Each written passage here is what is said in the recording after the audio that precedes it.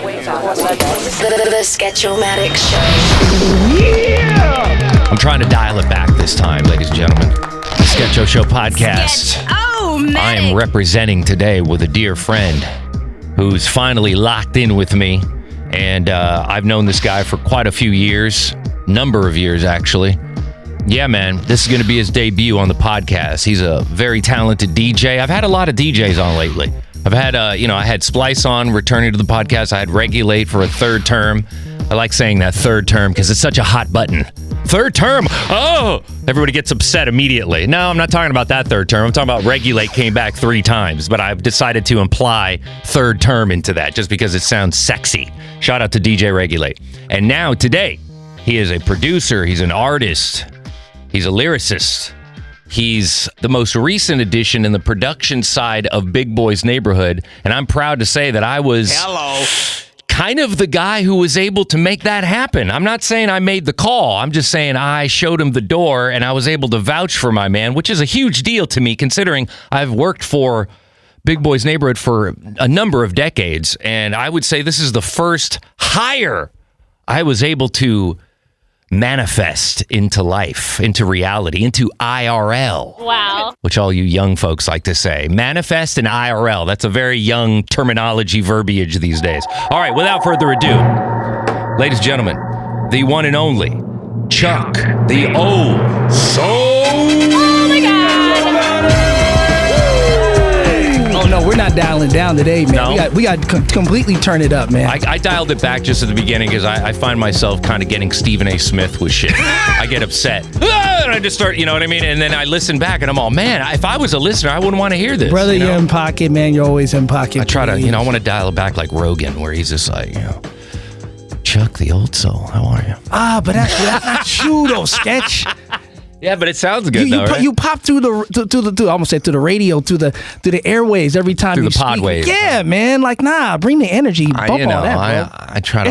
It's on brand for you. Is it on brand? It's on brand, brother. I do like when Stephen A. though gets real ramped up, and I'm like, well, see, I'm not the only one. You know what I mean? Hey, like man, it pays the bills. I am suffering. And he just gets all. I am suffering. I love that. You know what the thing is about Stephen A. that's crazy? He gives the energy like Napoleon complex, but he's really tall in person. I know he's not that short because he's always next to big NBA and big athletes that are taller than him. Right. And it makes him appear small, but he's not. He's like a regular sized guy, like 6 foot. What is he? He's like 6. I remember he's like 6'4", 6'5". I want to goog this. I'm going to slay a goog real quick. I ran into him in high school randomly at a USC football game. I was like, yo, this dude is tall. I thought he was short. Yeah, he's 6'1". Was he? Yeah, he's my height. Maybe he had some Prince platform boost that day on. I don't know. I'm looking at him and LeBron with their little controversy fallout at the game, and I could see him standing like right in front of LeBron. Ladies and gentlemen, we have a problem. It looks like they're just meeting each other on the court, and he's shaking his hand. I don't know if this is the time where he told him off, but they're about to shake hands. You could see Stephen A. is not that much shorter than LeBron. I mean, if you go off on somebody in front of 25,000 people, you think it's not going to be a public talking point? The other thing I like about Stephen A. is when he does get ramped up, what the hell is he always dials it back, where he's just like, I really don't understand it's a tumultuous NBA season. But I digress. I love that, dude. I know it's part of his shtick too. He does it on purpose. It makes you listening to the airways just a little like, what's he about to say? Yeah. What's he about to say? But ladies and gentlemen, is that why My God, am the Democratic candidate? And I am appalled. I'm an independent who leads center. somebody need to say it. Have you seen, and this is the last we'll say of Stephen A. Smith. Go ahead. Have you seen the clip when Pau Gasol got traded to the Lakers in 2008 and he was clowning Kwame Brown? I didn't. I wasn't really hip to Stephen A. then. Sketch. I didn't get hip to him till 2009. Do yourself a favor. Mm-hmm. You have time this weekend. Google Stephen A. Smith, Kwame Brown. It is the funniest Stephen A. rant known to man. I should just pull in the clip right here. Oh, please cue it. You just set it up, so we'll cue it up right here. Let's see. What did you say? Stephen A. and what? Stephen A. Smith, Kwame Brown. Remember Kwame Brown used to play for the Lakers for a little bit? Yeah, for a second I thought you meant Kwame the artist. No, not Polka Dot Kwame. Kwame was drafted by the Wizards by Michael Jordan when he was GA/player coach. There was some Space Jam stuff. And then he got traded to the Lakers and it didn't work out. And Kobe was not a fan of his either. And that's how we traded him and got Pau Gasol in 2 championships later. So Did Kwame LA Brown, give up this too clip much right to here? get a guy Yes. who has been labeled Yes, soft, yes. although he puts up 19-9, which only 11 other guys do? Is that a trick question? You tell me. They gave up Kwame Brown. 2 Who first cares? rounders. I could care less. Tied into his salary for 4 First years. of all, understand something. When you're giving up Young first round Stephen A. picks, He looks if young in you that are clip, a too. quality team in playoff contention, it really doesn't mean that much. That's number one. Number two, and more importantly, Kwame Brown is gone. The City of Angels, Hollywood, just should be celebrated. Throw a parade already, whether you win a championship or not. This man was a bona fide scrub. He can't play. No disrespect whatsoever, but I'm sorry to tell everybody the truth. The man cannot play the game of basketball. He has small hands. He can't catch the ball. He's got bad feet. He can't really move, even though he's mobile. Doesn't really know what he's doing. Doesn't have a post move that he puts to memory that he You know can what do else is 2 so times crazy in a about row. Stephen A, He has dude? no Is that game like it's whatsoever. the New Plays York no accent, defense. that Oh my East Coast God. accent that really drives it home. Or for me, because he has that accent, he gets ramped up, and he has such a wide vocabulary. He'll be like, if that's what they mean to opine on the situation, and then I'm like, I pause, I have to Google like every other word he's talking about. Go This ahead. is the result of This is the result of the Knicks not winning a championship since the '70s sketch. Yeah. You get mad NBA New York fans like this. He's a Knicks fan, like yeah. Spike Lee, right? He's hardcore Knicks. That he can do 2 times in a row. He has no game whatsoever. This is Plays almost no reserved, defense, Stephen doesn't A. have the He heart, gets the passion, or he gets anything way that comes more with ramped it. up nowadays. He called him a bona fide scrub and has small he's got hands. He small can't run. hands. What? He said he can't run, can't commit a simple post move to memory. I was like, yeah. Damn, man. Yeah, Stephen A, bro. There's something special about the delivery of his sports journalism, for sure. Him and Mad Dog Russo. I like Yes. those two together. Him, of course, we've talked about Victor Brick a lot. Of course. Off Well, air. that's like, our guy. Oh, you know my. what I mean? L.A. treasure, That's a West man. Coast. Well, even though he's from New York, too, right? Yeah. Really? I think he's East Coast. Hold on. Let's check real quick before we get right back to you. Even he is from the East Coast, we claim him.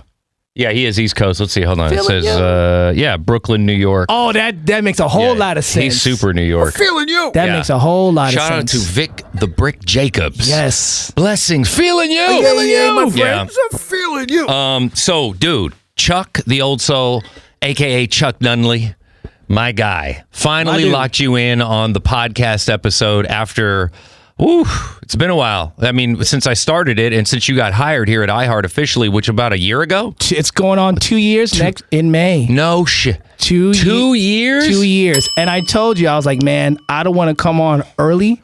I want to be able to set in the position first.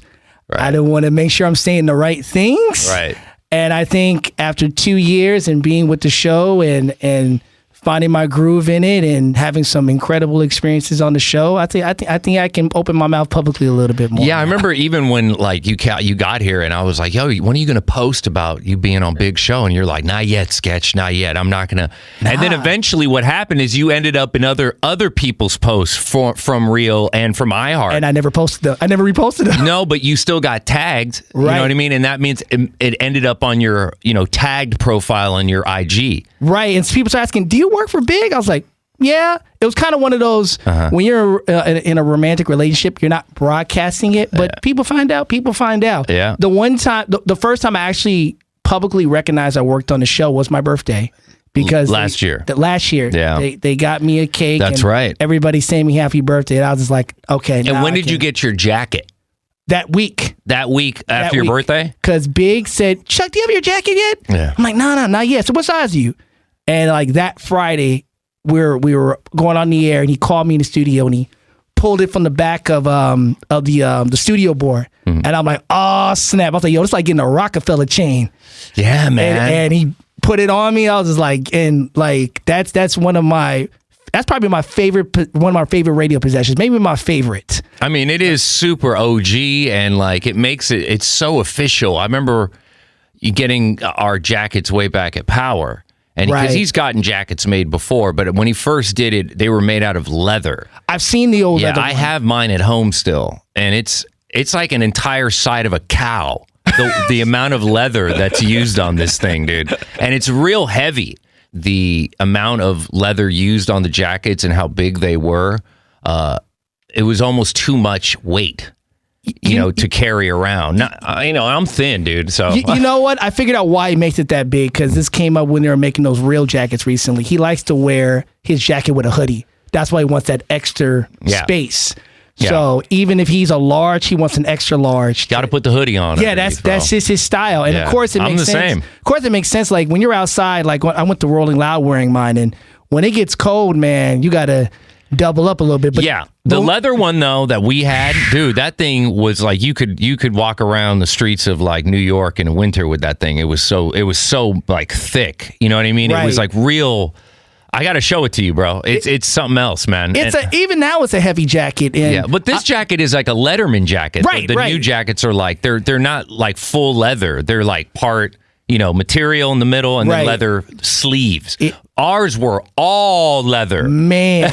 And you know what? Like going to events, like anytime I go to events, I wear that jacket. Like I've been, usually you don't want to wear a jacket and a concert gets hot. Yeah. Man, I'd be sweating in style at concerts that jacket on. Yeah, man. But I can imagine with the leather one, man, like could have all lost It's a collector's item to me now, bro. I mean, because it still says power on it and shit. And I remember we're like when we got here, I was all, hey man, I still got the other jacket big, and he was like, oh, we can change it. And I was like, nah, and then he got other ones made. And I like the new ones. I like they're more sporty. Right. They're kind of versatile. Right. He got it right. He got it absolutely on point with these batch of jackets, which he only gives to members of the show. Right. So if you get a jacket, you're officially in the car. Right. You're really on the team. Like you're on the team anyway.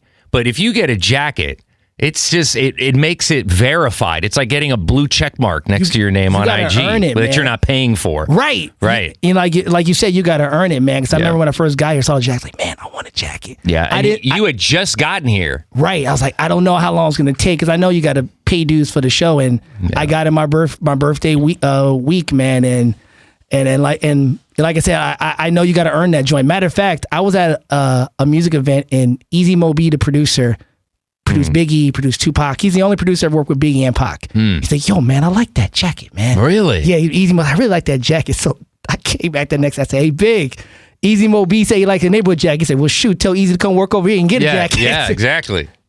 I was like, he better not get a jacket just because he likes it. You know what I mean? This is exclusive. You got to earn those, player. Yeah, man. Dude, now, the jacket was dope because it really made it official, but how was it for you? Tell me about it, like the hiring, and then once because obviously you had to go through a little bit of interview process, but let's just bypass all that, because you obviously are here. Right. But talk about, like, because I know this was a big deal to you, Chuck. It absolutely still is. Like, I don't want to undersell or underplay, like, the importance of this position to Chuck, like, because we're going to talk about it. Chuck had hit me up. Let's see. Well, previously to obviously getting hired, but let's say a few months prior to you getting. It was March. It was March, right? So it was a couple of months. March 2023. I reached out to you. I remember you hit me up and you said, "Hey, man, I'm trying to get hired as a board op." Yep. Like you were like, I don't want to work in news, but that's like the only position I've been able to find. Right. Right. And you were talking to one of the guys down there on the fourth floor, but you're like, KFI is not really my brand, man. And I was like, oh, okay, well, you want to go music? Well, let me get you in contact with Raph, who runs all the producers up here on the 5th, and the board ops and the associate producers, etc. And, unfortunately, there was no positions open at that moment. Right. And I told Raph about you, and he was like, yeah, man, just have him submit the thing and, point it out, and we'll take a look. But again, we don't know when that slot's going to open. But people are usually coming and going. There's a lot of internships. There's, a lot of people that work here for a little while, and then they move on, right? Right. But it was the universe literally lined up. I remember just that a couple of months, maybe like a month, not even a month later, you would hit me up. We talked, and I said, man, I'm going to keep my ear to the ground and see what's up. And I remember I went to Starbucks that day, and Jason hit me up, and he texted me, and it was a voice message. It wasn't just him writing or typing, I mean. It was an actual voice message, which is kind of rare for Jason. To be honest, like, it's usually something very important. Yes. When you get a voice message. If you get a voice message from J. Rye, that means it's like he needs like an answer, and he needs your help, right? So he hit me up on the voice message, and he just essentially said basically, hey man, do you know anybody who can do some basic editing. Nothing like you, Sketch. He doesn't need to be on the sketch level of editing or imaging. Just basic production editing for like interviews and stuff. Right. And he goes, man, we just need somebody part-time, going to be in show. And I remember listening to it, and I remember just smiling while I was in line going, I got it. Like, this is it. And I immediately messaged him back. I think I voice messaged him back as well. And I said, man, I have the perfect guy ready to go, locked and loaded. His name is Chuck. I said, not Dizzle, right? Because there's Chuck Dizzle. So it's like the tale of two Chucks. Oh, man. Right? Chuck Dizzle works here at Real 92.3 as well. Dizzle, like, since the day I got hired, like, it's the mix up of we're super cool, man. Yeah, but it's always a running joke of two Chucks run into Rolling Loud. Like, that was a whole The tale of two Chucks. I like that. That almost sounds like a good podcast name. The tale of two Chucks. Shout out to Chuck Dizzle, though. But yeah, shout out to Chuck Dizzle. So I tell Jason, I'm like, hey man, Chuck, not Dizzle. I'm gonna forward you his info. And I was like, he's the guy. And I said, I vouch for this guy, which I never really have done. You know, like to this point, to this level of going, man, I vouch. And I honestly, here's the kicker, the twist, is I knew you were musically hip-hop, not just hip-hop, but let's just say, you know, open format, but mainly hip-hop, right? Knowledgeable, and you were real about it. But you're militant to a degree, but not so like aggressive, where it's just like everything that you say is right and everybody else is wrong. Right. Like you seem to be very calm and open to everybody's ideas, even though you may know they're wrong. You don't shove it in their face, right? You go with the flow. You have to. Right. You have to. I'm still learning how to do that. And then let's see, where was I? Okay, so yeah, then I said, I have the guy and I vouch for him, right? Which, again, not something I normally do because I didn't know that you knew and that you had even worked in radio already. That's the crazy part. That's what's wild. So when I kicked your name, when I shopped your name or campaigned your name to them, to Jason and Juan, I was like, I said, hey man, this guy, he's a DJ. He knows so much about hip hop. He knows how to edit. I just said he knows how to edit. Really, I didn't know if you knew how to edit. Right. But I was like, he has to know because he's an artist. He's put out music. He's DJ'd. I've seen him DJ on 4 turntables with DJ Islord. Yes, sir. You know, so it's like he's got to be technically savvy. He's got to know his way around a DAW easily. Right, somewhat. easily. To some degree. Even if it's Audacity, it's got to be cool at it, whatever, you know, Adobe. But I didn't know. But I still put your name out there like full on, like this is the guy. You can talk to other people if you want, but this is the guy. Right. And they were like, well, we just got to interview some other people. And then I remember Juan called me. He was like, so, you know, you vouch for Chuck? I said, yeah, man. You know, I've known him for I said, I kind of lied. I said, I knew you for like 20 plus years. And it wasn't really that long. But I threw that out there just to. Hey, man, whatever it takes. Add more weight to it. Whatever it takes. Yeah. But I've known you for long enough. And so then, dude, I remember Juan was like, well, we got 2 other guys in the wings that we're considering. And I remember I said, do they work at Premiere? And he goes, yeah. I said, well, bro, come on, man. Those guys, I get it. They may need the gig or a new gig, another gig to add to their gigs already. But this is the guy, you know? He's not white. You know what I mean? You said sketchy. Like, we had a little more color to the rainbow. That's I was just like, it just seems appropriate to bring in somebody who really knows the shit, and he's representative of the demographic. But I also know that our demographic is Latino. You know what I mean? We are very broad. We're very broad, you know. But man, I just was so excited to know that my vouch was able to carry enough weight that it actually worked. And I felt so proud of that moment, you know? And I wanted to tell you that I was like very proud that you got the gig. And once you got the gig, our names are connected forever. Right. Like, you're going to always be my guy that I got in. So if you ever wigged out, like I have, people go to Big and go, are you sure that's your guy, Sketch? Which is the main reason why I want to make sure, even to this day, almost 2 years in, like, I don't want to make you look, I've said it to you, I won't make you look crazy out here. No, I do that enough for myself. And people can attest to that. It ain't that bad. Oh, you know, I mean, it has been before in the past. So to my side of that whole equation, a couple things. Go ahead. You said it's at the top of the show, and let's be clear about this. I've said this to you publicly. Said it to you privately, and I'm gonna say it publicly. I'm not sitting here without you. I'm not sitting in this chair. I'm not sitting in this studio. I'm not working on this show without you. That's just the truth of the matter. And when the opportunity came up, and Sketch, we've talked in private about this, about some of the difficulties that's kind of happened in my life over the last couple years, and I needed that job. For a good year, because I went back to school post-pandemic. I graduated from Marymount California University. Shouts out to the Mariners. I did college radio back there again, and I thought it was done. Like before your radio career, I thought it was done, and we'll talk about a little bit more down about where I was before. But right. It was hard to get a gig after the pandemic. I thought I was done, but for a good year, I was job hunting, and the only thing that kept money in my pocket was DJing and doing PA gigs. I worked on some music videos, worked on some TV shows, worked on some concert events, but I did not have a day-to-day gig for a year, and I needed one given, the situation was going on with my family. I had to bring in, step up and bring more income into the family. Not that I wasn't before, but it was absolutely needed at the moment. Right. So when I reached out to you in March of 2023, I just wanted, one of my bandmates, Eliminate, always says, don't fight against your experience. I thought I was going to do more film stuff, given that's what I was studying for. And I did see, my documentary Made in America did well on the film. I was like, okay, maybe I'll still do my music, but I can make some bread, doing film stuff. Not knowing that the strike was around the corner. Oh my God. The strike, the first part of the strike is when I first started here. That's right. So I'm driving past Disney and Warner every day and Universal every day, seeing this. I'm like, wow, who would have thought radio is more stable than film at the moment? Yeah, for now. But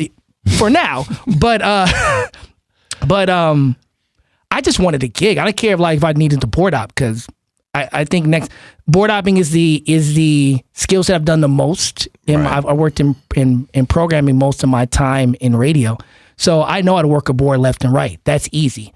So when I reached out to you, because I remember I reached out to a couple folks, and I was just going online thinking, who can I reach out to iHeart? And to fill in the blanks for the people listening, we met at 2 DJ gigs. Shouts out to Danny.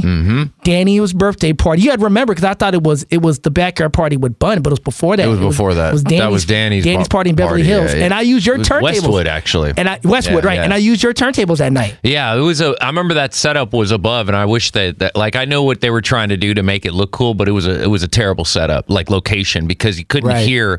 It sounded different because of the venue, and we were on the second level. It was my DJ equipment, which is outdated as hell. Maybe it was okay for the time. Dude, it worked. But I remember we set up, and that just was you came up, and I was like, Danny, we should have set up on the floor downstairs, man, because there was a section that would have just worked perfectly. Right. And it just, I felt like it was a fun night regardless. People had fun, but to me and you, or at least to me, I was like, this audio could have sounded worlds better if it was just on the ground floor.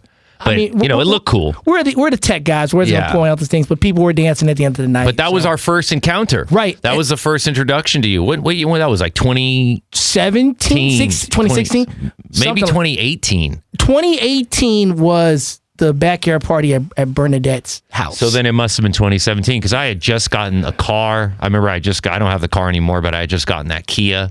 It was a Kia Hybrid Optima, and yeah, man, it was dope. And it was one of the first gigs I ever drove to was Danny's, and man, and I remember that what's crucial about the 2018 gig was that's when we solidified it, because Lord and I were DJing, and you hopped on the mic, was emceeing. Now, Lord and I are rare DJs where a lot of DJs can be awkward. They don't like talking on the mic, so you'll have an MC. We're both Aries and big talkers, so usually people don't MC for us, but you were cool. We knew that you were their people. So cool, let have Sketch rock it. And you did great that night. What the funny part about it was, I was working for Apple Music at the time, and Jason and wow, I'm having an old senior moment. But Johnny Barbara comes up to me. Talking about Jason LaLue? Jason LaLue. Yeah. Jason's mom. Jason and I sat right across from each other, so we always talk hip hop. DJ Def J. Yes. And we always talk wrestling and hip hop, and then Johnny was on the other side of the. We worked on a couple shows together. So Johnny and Jason come on the next day. Go, were you at Sketch this weekend? They're all mad about it. They're all, because obviously I knew their history. They had worked on the show. Yeah. We all worked on the show together. Right, Those were right. like graveyard, grueling hours, bro. 3 a.m. shit. Oh, it was rough. That was when like the show was live nationally. Oh my God, it was man. brutal, Like dude. the Woody Show right now. Like, Yeah, man, it's just brutal, dude. Like, wait, the human body isn't designed to wake up at 2 o'clock in the morning, dude. I'm sorry. I always tell people grave nights is a different lifestyle. Man. Yeah, it's a whole different beast, and it's your body just it's hard to adjust to that time. It's almost like being in space for too long. It is. You know, it's just not. I was going to bed real late and I was getting an hour's sleep. So this is my partying days. When I met you, especially a Buns thing, that was like heavy drinking sketch version, right? And that's probably why I was so adamant about being on the mic, because when I'm drinking, I want to, this is when I was like a real kind of out of control alcoholic. Well, sort of in control because I knew what I was doing, but it was still out of control because I was drinking like enough to have to keep drinking. And I remember that night kind of like being a little too aggressive about getting onto the mic. No, because we've ran into our share of aggressive folks that want the mic. Yeah. But no, you were. I remember cool. Islord handed it to me. He like was here, and I was like, not in a bad way. He kind of just handed it to me, and I jumped on, and we had a good time. But then in retrospect, when I look back, if I was there like this, I wouldn't have done that. I wouldn't even wanted to. You know me, Sketch. I'm not much of a drinker. I was completely sober that night. Right. Like, you were good. Yeah, all right. You were good. I remember I left my glasses there that night. I had to drive back. That's how wasted I was. I forgot. Man. And I drove home. Not totally drunk, but buzz. And buzz driving is drunk driving. You know, you're still drinking. If I would have gotten pulled, it would have been a wrap. Now, as an avid fan of the Sketch-O-Matic podcast, I know there's random tangents on this show. Ladies and gentlemen, buckle up. There's going to be a lot this time. Oh, a lot of sidebarring. There's going to be a lot. I should have just called it the Sidebar Show. It's going to be a lot. It's like the weave. It's like Trump's weave, you know? You know, I do the weave. We go out of the weave, and then we come back. We talk about this. We talk about that. Everybody likes it. Everybody loves it. Then They love me. Everybody loves me. They love me. They love the old soul. Oh, my God. Down the Flow production. They're my favorite. They're really good. It's the most brilliant thing I've ever seen. Kind of my favorite. Man. Getting a little bit yippy. So back to. Go ahead. Let's weave it back in. Weave it. I do the weave. We had connected since then, and I knew you were. So I just reached out like, hey, Yippee. what do you say? Do you got any ideas or connects? And I know how much a cosign means in any business. Like when you stick your neck out for anybody to get a job, that's your ass on the line. And if it don't work out, you look crazy. So I appreciate you just even going out your way. You know what's wild, bro? Is I remember texting you, or I remember I was at home working and you messaged me on IG, I think. It was. And you voice messaged me. And I remember listening, and then I remember writing back to you, like saying, like, iHeart would benefit from having someone like you or having you on the team, I said. And I meant that. You know, I really meant that because a lot of people want to get hired here. It took me 4 years myself to get hired here, but that's an entirely different podcast, right. Which I've given little breadcrumbs about. But yeah, it took me a while because I had to prove myself all over again, which is, again, my own doing. But you were right out the gate somebody I was like, man, this is somebody we can trust, we could bring on. And I didn't know you were going to get hired on Big Show. That's the crazy part. That's the I was just like, iHeart will benefit just from having you here in general. But then the big thing came, and I was like, this is without a doubt. It's like casting someone for a movie part. That's God, bro. You know what I mean? Because I was like, dude, this is the guy. And Juan was all, well, you know, like I said, we have two other people. I was like, go ahead, interview him. I'm telling you, this is the guy. Like, this is just wait till you see him and you talk to him. And then if you also got to think you're going to be seeing him every single day sitting next to you. Right. You got to make sure you guys click. Right. And mesh. And I was like, this is the guy. If this guy can DJ with Islord and I think you have another guy in the group, right? That's Eliminate. MC, right? So like you have like 3 people in the group. You're working with them. Then you work over, you worked with Stryker. You worked with Kristen Lamont. We'll get into all that. Of course. Like you worked there. It's like this. I had no idea of any of that. I just was going off a gut feeling going, dude, this is the guy that's going to like be the perfect fit. And the thing is, it's crazy enough talking to you, working for Big was the last thing on my mind. Right. You would think. Right. You would think the first thing I would ask you is, hey, is Big hiring? Didn't even. But you did say you did want to be on it. Of That was like your course. ultimate goal. But Yeah. you know, it wasn't. I felt like maybe I was out of pocket because I'm sure you get that question a lot. How can I work for the neighborhood? Not really. You know? People more so want to work for iHeart. But working for Big comes from folks that are like, they grew up to the show and they want, they know. But I don't get that many nowadays. I think back at Power, more so. But here, I just also, because I don't respond to anybody. Like if I even get a whiff of someone trying to use me as a way in to Big, I immediately am like, understandable.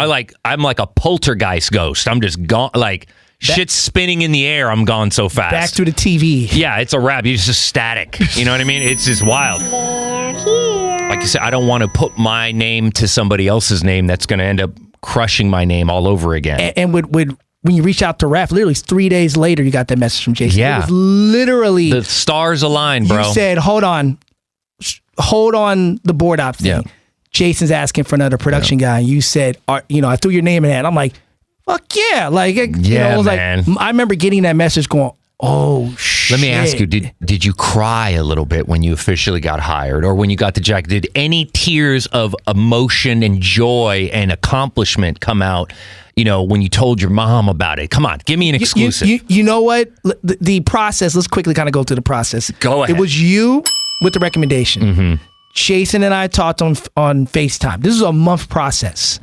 I talked to Jason like, first. What's up, buddy? Again. Jason Sketchy says you're the guy. Again. So Jason and I talked for a good hour on FaceTime. Wow, and, damn. And to unacceptable. Kind of on the conversation. Again. I grew up listening to the neighborhood. Like, it's one thing to work on a show, but it's another thing to know the branding, know the energy, know the jokes, know the history. You can put, it's a perfect combination of what I've learned how to be a radio professional, but also knowing what the show is, right? And also keeping it on brand, and of course expanding it for the future. So, real quick, how many times did Jason say again? Again, a lot. Again, again. Come on, we love you, J. Rye. So Jason and I talked for an hour. And then Juan was next. Juan called me, and then the last call was both of them together. Ooh! So it was a month process of hiring, and wow! So when it finally went through, it's like, just come in. After it was like, come in on Monday. What time did you have to come in? 6? It was 6. Yeah. Come in at 6. I didn't have any. Even though I had an idea what the show was, and I couldn't exactly contribute. Yeah, I remember my first day. Funny enough, I didn't have my iHeart laptop, but I had Audacity. Mm-hmm. I was like, just give me anything. Like, I was ready first day just to You're ready to show and prove. First day. And what was your first project, the first task they gave you? Editing exhibits, an exhibit interview, which I just did his other interview this past week. Funny story about the first conference call I had with the team. So Jason goes, hey, we want you to jump on this conference call. It was like, I think it was a Thursday, and I started on Monday. So I jump on, I see everybody on Teams, and Jason introduces me. He says, Chuck, he's part of our production team now. Chuck, say hello to everybody. So I start talking, no one's responding, and I realize I'm on mute. And Big goes, in classic Big form, goes, Jason, you're going to hire this guy as a producer? You know how to keep his fucking mic on? Ah, man, that's so good. I wish they would have recorded that. And I laughed because, again, I know the humor of the show. So I'm like, here we go. This is it. You already made your grand appearance, your grand entrance, I should say, and you had it muted. And it's just and how long did you talk for before you realized, or before they interjected that you were muted? Maybe 5 or 6 seconds. Okay, not too long. That's not too long. Bad. And I remember at the end, Big goes, hey, everybody turn on your cameras and wave to Chuck and say hello. And I remember that first Monday I came in and met everybody, and it was go time from there. Let me ask you, was the conference call your first introduction to Big, or was it? No. When did you first meet Big, and then when did you meet him again as like an employee, employer? The first time I ever met Big was 2016. Wow. So I was at a book signing for Angie Martinez, and I highly recommend great book as well. Read Big's book as well too, because I know if I don't plug Big's book, I'm going to hear about it too. So read Angie's book and read Big's book too. So it was Angie's book signing, and with Barnes and Noble, there's 4 floors. So I go up to the 4th floor. There's where because Big was doing the Q&A that night. Which Barnes & Noble? This is the one at the Grove. Okay. Oh, okay. The one at That's the the Grove. real fancy one. So I go to the 4th floor and I go, hey, I'm here for the Q&A, the book signing. Oh, okay. Do you want to buy the book? Of course. Well, you got to go downstairs and buy it. Okay. I run back down 4 floors. I buy the book. It's supposed to start at 7, but it's like 7:10. I'm thinking, I'm behind now. I go down, I get in line, I buy the book. I run back up four flights of escalators again. I get to literally the last stair of this escalator. I remember seeing my foot just step on it, and I hear this voice in the back go, hey man, put that book back. What? It's Big behind me, walking in with Angie. And there's footage, because Hip Hop DX was there covering it, of the three of us walking in together. Almost like if I was security. That was the first time I met Big. Hello. And before that, I worked with DJ Ray. Ray and I have done gigs through Danny. Wow. So it's funny, like, through osmosis, I've met members or past members of the team. Right, and have worked with them. Not knowing eventually I was going to end up here. And I just remember that takeaway of Big just giving time to everybody. Yeah. He's one to give time to. He was the last person. The lights in the Barnes & Noble was closing when he walked out. He took time with everybody. He took pictures with everybody. And did you take a picture with him? And you introduced yourself and stuff? And this is 2016. It's 2016. I just left the Wave the first time at that point. I thought I was done. Wow, you worked at the Wave too? I didn't even know that. Did I know that? I think the Wave and K-Earth. The Wave. And of course now the full circle moment of Liz being How wild is that? It's just insanity. This radio shit is nuts. That's where I started, as a promo assistant and worked with Pat Prescott on our morning show. Did you ever work with Liz or meet Liz? I met Liz. So Pat's last show was a live broadcast at the station, and they introduced Liz as the new morning show. I was like, and my mouth dropped. And that was the first time I met Liz. It was brief. By the way, shout out to Liz. Her dog just passed away. Oh, I know. Albondiga or Bondi. He know, passed away, and she had that dog for a long time. And I want to just give a little sincere shout out to Liz and Bondi for... People don't realize, I have a dog myself, I have a beagle. People don't understand until you have a dog or have a companion, a pet companion, that sense how much they're a part of you. Yeah, and for that long, dude, she had Bondi since he was a little puppy. Oh, wow. And I mean, he was like a little old gray man when he went out. So it's like, that's family. My dog Lily, 10 almost 10 years. Raised her since she was like 6 weeks old, bro. That's family. Dogs are the best, man. They're loyal. Yeah, man. They give you the best love in the world. Like, as long as you feed them and pet them, they'll love you forever. Yeah, and Liz took that dog everywhere. Right. A lot of fellas were jealous of that dog, man. I'll tell you that much. That dog got a lot of love. Oh, my goodness. So rest in peace, Bondi, and love you, Liz. Man. And also happy belated birthday to Liz, even though by the time this comes out, her birthday would have been like, almost like a month ago. But still. When we're recording this, her birthday had just passed. Shouts out to Luscious Liz. Bondi had just passed as well. So, and also, since we're on the subject of birthdays, I know we're jumping all over the place, but I want to point this out before I forget. Your birthday, yes. Again, by the time this comes out, your birthday will have already passed. Yes. But it is your birthday on 4/8. Yes. Right? 4/8. So happy early birthday. Thank you, Sketch. And happy belated birthday. Thank you, Sketch-O-Matic. Let's play the Go Shorty birthday remix right here. Yeah. All right, so as you were saying, sir, by the way, I love your hieroglyphics jacket that you're wearing. That's real to infinity, man. Super 93, bro. Yes. I love You're so hip-hop, fool. You're such a hip-hop head. I wear it on my sleeve, man. I'll never get rid of it. So you left off about Big in the bookstore. So I took away that night of just him being a generous person.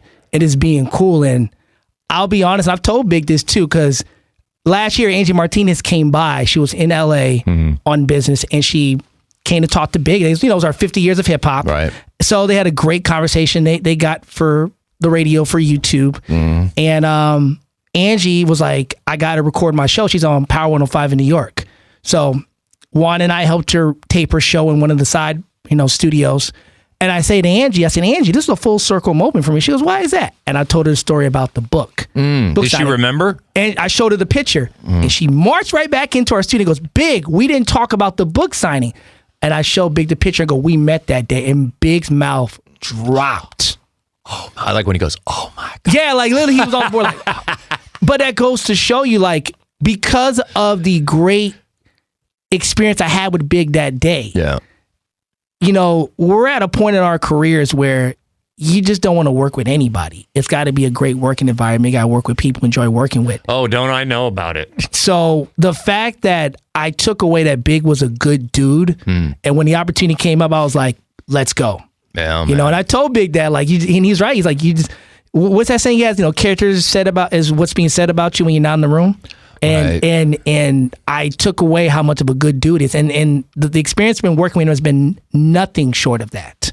So you just never know who you're gonna cross paths with in the future, man. But that was my first time meeting Big. The next time was first day on the job. Was that on the phone, on the conference call? The conference call was next, but in person was first day on the job here. First day on the job. And I purposely wore a Delicious vinyl shirt that day. Oh. Because I know I wanted it to Paul be Stewart. And wait, one more connection. Go ahead. To how many people Big and I have in common, didn't realize it. Paul Stewart gave me my first music placement in a film. Bro, just give a little context of who Paul Stewart is and what he did. 2 and 4, do we say 2 and 4 or for the hip hop music community? Both ways. So right. Paul Stewart, legendary manager, managed Coolio, Warren G, The Far Side. Yeah, man. And of course, Big has told the story numerous of times on the show in his interview. He started his career in the music business as a bodyguard for The Far Side. Yeah. The Far Side was on the label Delicious Vinyl, LA-based label. And I wanted to wear it as a nod to know, I know where I'm at. Yeah. I know your history. Yeah. I understand the opportunity that's in front of me. Because, you know, some people come in to a job and not know exactly where they're at and what it means. And the history. Right. So I wore that shirt as a nod to Big, to let him know, like, hey. Did he take note of it? He looks at me and goes, I like that Delicious vinyl shirt you have on. And I said, I thought it'd be a perfect day to wear it. Yeah. So, you know, not as a, you know, instead of doing the whole, I've been listening to you since 1999, blah, blah, Right. this, just a subtle. Just a subtle nod. I know what this is. I appreciate the opportunity. Let's go. That's so dope, dude. I don't even have a Delicious vinyl shirt. Got to take you down to the Delicious Pizza, man. Get you one. They have a Delicious Pizza? Yes. Like the vinyl shirt? So they had 2 locations. The one on Sunset recently closed, but there's another one on Adams Boulevard. We got to go there for lunch, bro. Bro, you and I have never been to lunch together. Other than the Christmas parties? I mean, I don't even know if that really counts. Yeah, That was that's just, true. You know, I mean, just me and you. Just as homies, not as like coworkers. Delicious Pizza it is, bro. Like, I haven't even been to one of your gigs other than the Bun Party. Oh, bro. Like, I've never been to like is it Honor Flow Productions? Is that your group? Honor Flow Productions. Okay, but before we get into that, have you yet gotten that wave of emotion that came over you when you realized this is it? Like when you got your jacket, did you cry at all? Didn't cry, but I'm going to tell you when the emotion hit. Please. The first time. I want tears, bro. Cry right here. Zoom in, get those tears. The first time I had that, oh shit, I'm here moment, I walked in the studio when we were on and Louis rang the cowbell. Oh. I went, oh shit. Real, huh? See, the first thing people always say, and even artists when they come to go, they thought it's a button. No, it's a real cowbell. Oh yeah, it's a bell. And it takes skill to ring it the way Louis does. Like it's a whole nother. Yeah, as Big says, that bell is in itself a personality. It is. It's a character on the show, even though it's a bell. It really the is. bell. And it's not just a cow, it's a cowbell. Like, I remember, okay, so a little history on the cowbell before we move on with the history of Chuck, the old soul, and his group, and all the other great things that come with Chuck. But with the cowbell, that cowbell that we had at Power eventually broke. Right. And I remember that's essentially where the Louis cowbell phone tap spawned from. Right. Because Louis had to go get another cow. Well, actually, no, I'm sorry. I think Tattoo went to go get another cowbell. That's or what it even was. Joe Grande. I think it even goes back to Joe. Oh, wow. If I'm not, because we had just moved from one side of the Power building to the other side. Right. Because Exitos 93.9 or something like that. Something like that, yeah. Came and then they took over the original side at the Power building.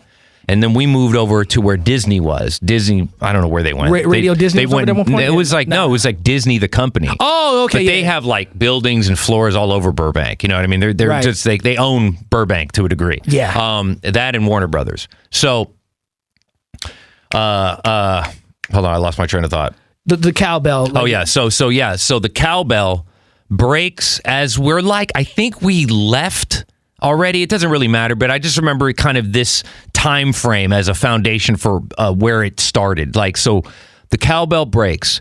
Either Joe or Tattoo go to find a new one. I don't know which one, who exactly. I want to say Joe, but I'm not certain because I remember they had to go to a cow farm. Oh my God. Right? It might even been DJ Ray. Maybe. Like, I don't know. And we've been through a few of those cowbells. It's not just the same one, but each one had to be vetted and scouted for. It wasn't, and you couldn't just go on eBay. There was no Amazon at the time. You couldn't just go on and buy one. Right. It had to have a specific bell ring to it. And each one we had, some were just too tinny. Some were like you couldn't hear them at all. Some were just, they'd rattle, but it just didn't have that ding-a-ling-a-ling sound. And I mean, there was just like at least 4 or 5 of them just sitting like in Jason's office, like that, each one, and they were all no-goes. And then finally, either again, Joe, Ray, or Tattoo found it. And then I remember and then Louie took over and also found a cowbell. And then that's where it was like they took it from him and they made it seem like he lost it. It was apparently the story was they were at a remote. Yeah, they were at a remote. He left it, and but I think it was still a fairly newer cowbell that we had just gotten. Poor Louie. And I remember that phone tap, the amount of elaborate hoops that Big sets up for it to seem real is just, I wish there was like a TV show he had that, you know, it's him pranking people, because the amount of details and elaborate, like everybody's story matches. He'll get other people to say something so that it's implanted in their head. I don't want to give away the magic. No, but because Big will say, don't give away the magic. But it is truly an art. I'll say this about Big, and this what makes him, you know, a great actor. Like, he can do a dramatic role if he wanted to. Yeah. You don't know when he's kidding or when he's serious. He's like, you don't know if he's gonna go, I'm just bullshitting. Right. That's his out. Yeah, that's his out. Just bullshit. Or he'll go, man, I'm dead serious. You're like, uh-oh. There's been a couple times, you know, like, man, stop playing. Yeah. Stop.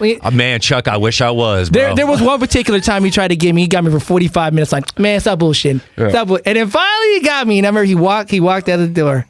He walked out the door. Mm-hmm. And his head slowly pops back and he smiles. I go, God.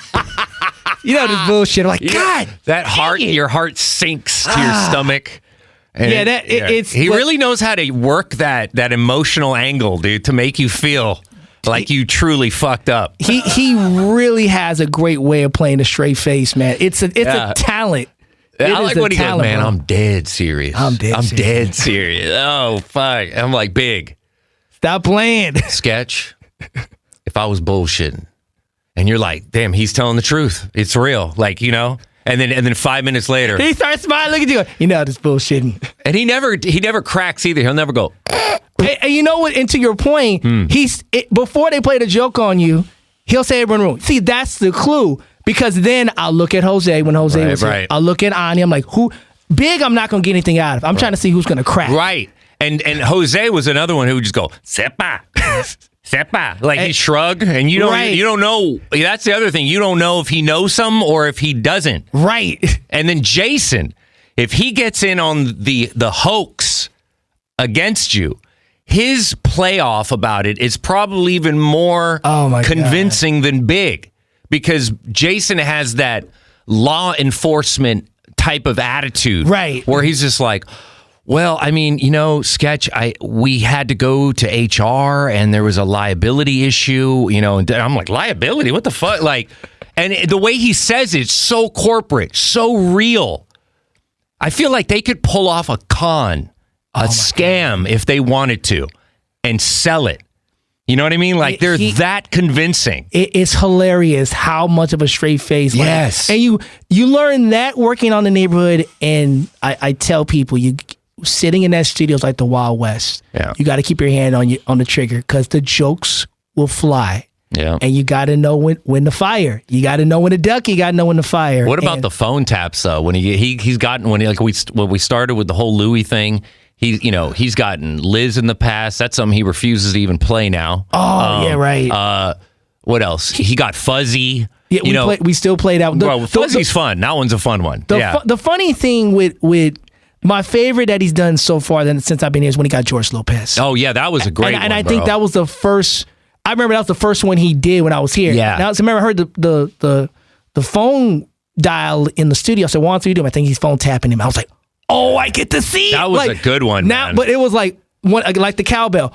Oh, I get to see it done in raw. Right. Yeah. And we're like dying in the studio. And that one went on to become like an instant classic. Like certain ones, especially with celebrities, but also the premise that George Lopez phone tap was on about the girl in sales getting fired because she asked for his autograph. Oh, no. And then like his agent was being a little overzealous, and she who, again, the assistant, make-believe assistant to right. George. He did have an assistant, but the assistant wasn't like that at all. But Big makes it seem like the assistant went after this make-believe salesperson. And it's a totally credible story if you think about it. Oh, my. And the reaction from George. Let's play a clip real quick. Yeah, definitely. This is such a good one. Long story short, man, she works here at the station. She's a sales rep. They called her in, and they fired her. Oh, man. And did you come with like an Anita or something like that? Yeah. Annette. Okay, Annette. You Okay, say something? She got in touch with management, and she was like, my God. she disrespected George Lopez. No. She was saying she could tell you were irritated and how unprofessional the building was, and how professional I was, and so they let her. Yeah. Oh my God. I was like, I didn't catch that, and they was like, George was like, man, that. No. You know what? I'm gonna handle this right now. How do you get that? How do I get that girl's job back? It was finalized, and because No. When he reacts like that, when he's like, "How am I gonna get the girl's job back?" You can tell George is genuinely concerned, and he doesn't want this fallout because of him. And the funniest part is when he gets to the end. And when the Luther Lufe punch is coming in. He said, call the guy in HR. Yeah. His number is blah, blah, blah, blah, blah. Yeah. What's his name? Like, here it comes. Luther Lufe. Like, maybe you can call our HR guy. Is this the number you sent to me, Jason? Hey, Yeah, George, you got a pen? Yeah. 818 Uh-huh. 29 Uh-huh. And his What's his name? His name is Luther Lufe. Get the out of here. And then George is all you could hear it. He's writing down the L of Luther on a piece of paper, and then he starts. He's all get the fuck out of here. Yeah.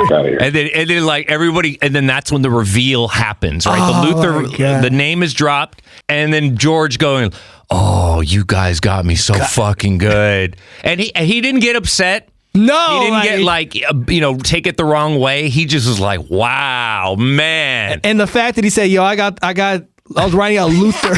I'm gonna send you a pic of the L that I wrote down. I'm gonna send you the picture of me just writing the L in Luther Lufe. But you know what? Big and George go back. They're tight. So they you're have basically just playing a joke on your homie. So or the other one too was Kevin Hart. The Kevin Hart one is again a classic phone tap, celebrity phone tap of one of Big's friends, celebrity friends. Right. Kevin Hart supposedly making passes at Veto, who's Big's wife. Right. And Big calling him out on it. Right. And what do you say to that? It's like, dude, even just repeating that make-believe story makes me nervous. Right. It makes me nervous. And all I did was edit the phone tap. Oh, my God. But, dude, just hearing it in full, having to edit it down, knowing this is like, it makes me, like, nervous for Kevin. Because how is he going to respond to this? Because that's a big accusation, you know? You know what? With Big and any other great radio host, you got to lean into the bit. You got to commit. Yeah. You got to go. You got to committed lean. No, he's like, why are you talking to me like that, Kev? All right, well, I'm going to see you then. When he said, I'm going to see you then, if you're going to go, you got to, otherwise it won't be good. You got to lean into it, man. Dude, there's so many good phone taps, bro, that we can't even play anymore, dog. Man. Because they're too crazy. They're too... Obviously, it's a sensitive time now. When we were at Power, bro, and we were doing phone taps back then, we can get away with, everything. I'm not everything. You couldn't drop F-bombs, but you could say different sexual innuendos without it being completely taken personally, and everybody's just like, ah! And they're all posting and cancel, and it's just like back then you can get away with shit. Even the characters on the show was Mr. Sister. Mr. Sister. Oh yeah, Joella Quimby. That was Mr. Sister. God, or even some of the phone tap characters that Big would do, like Luther Kripke Lufay. Dude, those were fun, bro. And then he'd do, I also miss Crying Luther, because he'd start crying a lot and get people's sympathy. And then he'd start making fun, like the Southwest airplane phone tap. Right. Where he's like, am I going to have to split myself in half because I'm so fat? You know what I mean? Or the reading one where he's having trouble reading that one. The sympathy phone taps are great. But also, again, one of my favorite phone taps that Big did, it was called Microwave. And this is before iPhones were a thing and cell phones were out, but also cordless wireless phones like landlines, right, were pretty popular for a long time. And I remember Big called this guy and explained that, he's from the phone company and his phone might be infected with alien virus, alien virus from outer space. And the guy, but Big's just, the way he delivers, it makes it sound real. And then at the end, he convinces the guy to put the wireless cordless phone in the microwave and turn it on, and he did. And you could hear his family in the background going, no, what are you do? No, don't do that. And you just hear the microwave door close, and it just zaps out, and Big's over there going oh man, I mean, talk about a classic. What's the Jay-Z line on You Don't Know? I'm a hustler, baby. I can sell water to a well. Yep. That's big. The reason also I wanted to bring up the phone taps is, do you fear that you might be next on the phone tap chopping block? I have been warned by my mother, do not phone tap me. She's like, unless everyone wants to get cussed out, don't phone tap me. That'd be fantastic. Oh, no. You want them cussing everybody. No. The more bleeps, the merrier. No. My mom would never forgive me. Is there anybody in your family or circle of friends not in the show that you think we could phone tap and we can get away with it? I got to think about it, man. And if we do, I want Jason and I want Big on it together. I want Jason to play the HR or law enforcement person that he does. I got to think of a person, man. Come on, man. We'll brainstorm. All right, we'll circle back. Now let's change gears here and get into the more historical side of Chuck the Old Soul. Like I said, I had no idea that you had already previously worked in radio prior to your arrival here at iHeart, and now was working for Viacom or CBS Radio, which was at K-Rock, right? CBS Radio. Even before that, to go back further, I was doing the math driving over here. Since 2007, I've done something in radio every year. So I worked. So let's start with college. I said I went to Marymount College. This was 2006. Wait, you went to Loyola Marymount? I went to Loyola Marymount too. There's two colleges. So Marymount College was a 2-year liberal arts school in Palos Verdes. It was a 2-year at the time. And applying for colleges, I wanted to do college radio. I was the kid that. But you didn't go to Loyola. High school. I went to Loyola. You went to Loyola High School. I went to Loyola High School, and I went to LMU as well. It was all the Loyolas and the Marymounts. Wait, so you did go there, and were you around or listening to college radio back when Mike Nardone was on the air? I got a Mike Nardone story too. So we'll circle back to that in 2 minutes, because I want to talk about the schools. So I went to Marymount College. I wanted to do college radio. I was the kid that grew up taping things off the radio. I still have, crazy enough, tapes of me as a kid doing. And listen to it now. Front sales, back sales, just listening. You mean doing on-air breaks? Yes. I got to hear it. Between some old funk mix my dad made. And I was like, oh my God. Your dad was a DJ too? Nah, he was. I mean, I'm from a family of music connoisseurs, and my grandmother has my grandmother had her master's in music, 9-octave voice. My mom played the clarinet. My dad played the drums. Oh, so they're all like musically inclined. There was always music It's in your around. blood. It's in your blood. Okay, but the school thing. But the schooling. So I wanted to do college radio, but the school didn't have a station. So I learned from a friend of mine while in high school. He was trying to do something. You remember Live 365? Of course. So that's where I started on. So I had the school fund our first We had a show called Bong Talk, me and my boy Max Rebo. Yeah. So it was one Dell PC, one dynamic mic, one mic stand from security. it looked like Mickey Mouse. It looked like the Temptations when one might do in harmonies. But even all those shows I still have. So it started there for 2 years. Wow. Then I transferred to LMU and I worked at KXLU, which is... And did you work with Mike Nardone at all? Mike Nardone. So I had a show on their parent station, KLMU, which is like their sister station. And I was the hip hop guy on that side. Mike and I became cool a little past my first year there. And Mike never had any fill-ins on We Came From Beyond, which was the name of his show. Right. And Mike was an institution just like the Baker Boys, just like Big, just like the Wake Up Show. Yeah. It was one of those places you had to go if you were a hip-hop artist in the city. Real quick, on the Mike Nardone, on the flip side of Mike Nardone, and is it We Came From Beyond or They Came From Beyond? We Came From Beyond. It's we, right? It's we. Okay. We Came From And then, Beyond. aside from that show, my way into meeting Mike Nardone at KXLU was Cockney O'Dyer. Were you familiar with Cockney O'Dyer? Who's up? So Cockney O'Dyer was a reggae hip hop DJ. He was all format, but his show was called the ODO Hour, Fridays or Saturday nights. It was only for like 1 or 2 hours. That was definitely before my time at the station. So Cockney O'Dyer, real name Otis, he called his show the Out of Order Hour, ODO Hour, right? Right. And that when I met Cockney O'Dyer, he used to come into this reggae hip hop shop in Santa Monica on the 3rd Street Promenade called Raga. And I worked there when I was like 16 years old. And I would DJ, and on Fridays we'd have like our boss Joe would let us bring up turntables and DJ in the store on Friday nights because it was popping on 3rd Street Promenade in like the mid 90s. Like people were it was just popping, bro. Right, People would walk past the shop, they'd see the DJ. Pretty soon we'd have a crowd of people kind of in the shop, shopping, just browsing, but mainly just checking out the music. And we sold mixtapes and shit. So Cockney's there, I'm there. Cockney's DJing. I just happened to walk in. He's DJing. And I'm like, hey, man, are you Cockney O'Dyer? And he's like, from KXL. He's like, yeah, man, what's up? And we just befriended each other. Pretty soon he let me come up to the station, kind of intern for him. Wow. And I remember meeting Mike Nardone because of Cockney O'Dyer. Wow. And then eventually Mike Nardone let me DJ on his show on the turntables. Yeah, man. And I would do that every now and again. So I wonder if me and you might have crossed paths at KXLU back in the day, dude. And the thing with Mike is he never let anybody fill in. No. And I remember going into my senior year at LMU, which I had to leave. I ran into financial difficulties and had to leave my senior year.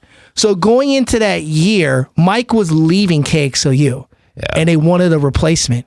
And Mike was kind of, hey, I know you're the guy over at KLMU. And I was interviewing a lot of the same artists he was interviewing. Yeah. I was out there you got the show. I learned how to really interview people when working there. That was my first big interviews working at KXLU. So Mike had me fill in with my classmate, my former HEP. Wow, so you filled in for Mike Nardone? My man Keon and I filled in on a Sunday night. What year was this? 2009. And, it was fun because I knew the weight of it. But I had to leave school. Although I still worked at the station, I didn't take, why I didn't take the gig?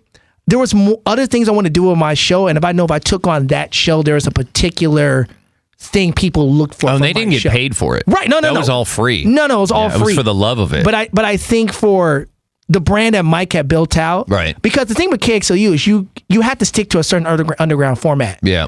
There are certain artists you couldn't play, and I hate being regulated. There are certain people I couldn't play for whatever reason, and that was the reason why I didn't take the show. Really? God, that's crazy, I didn't take the show. Dude.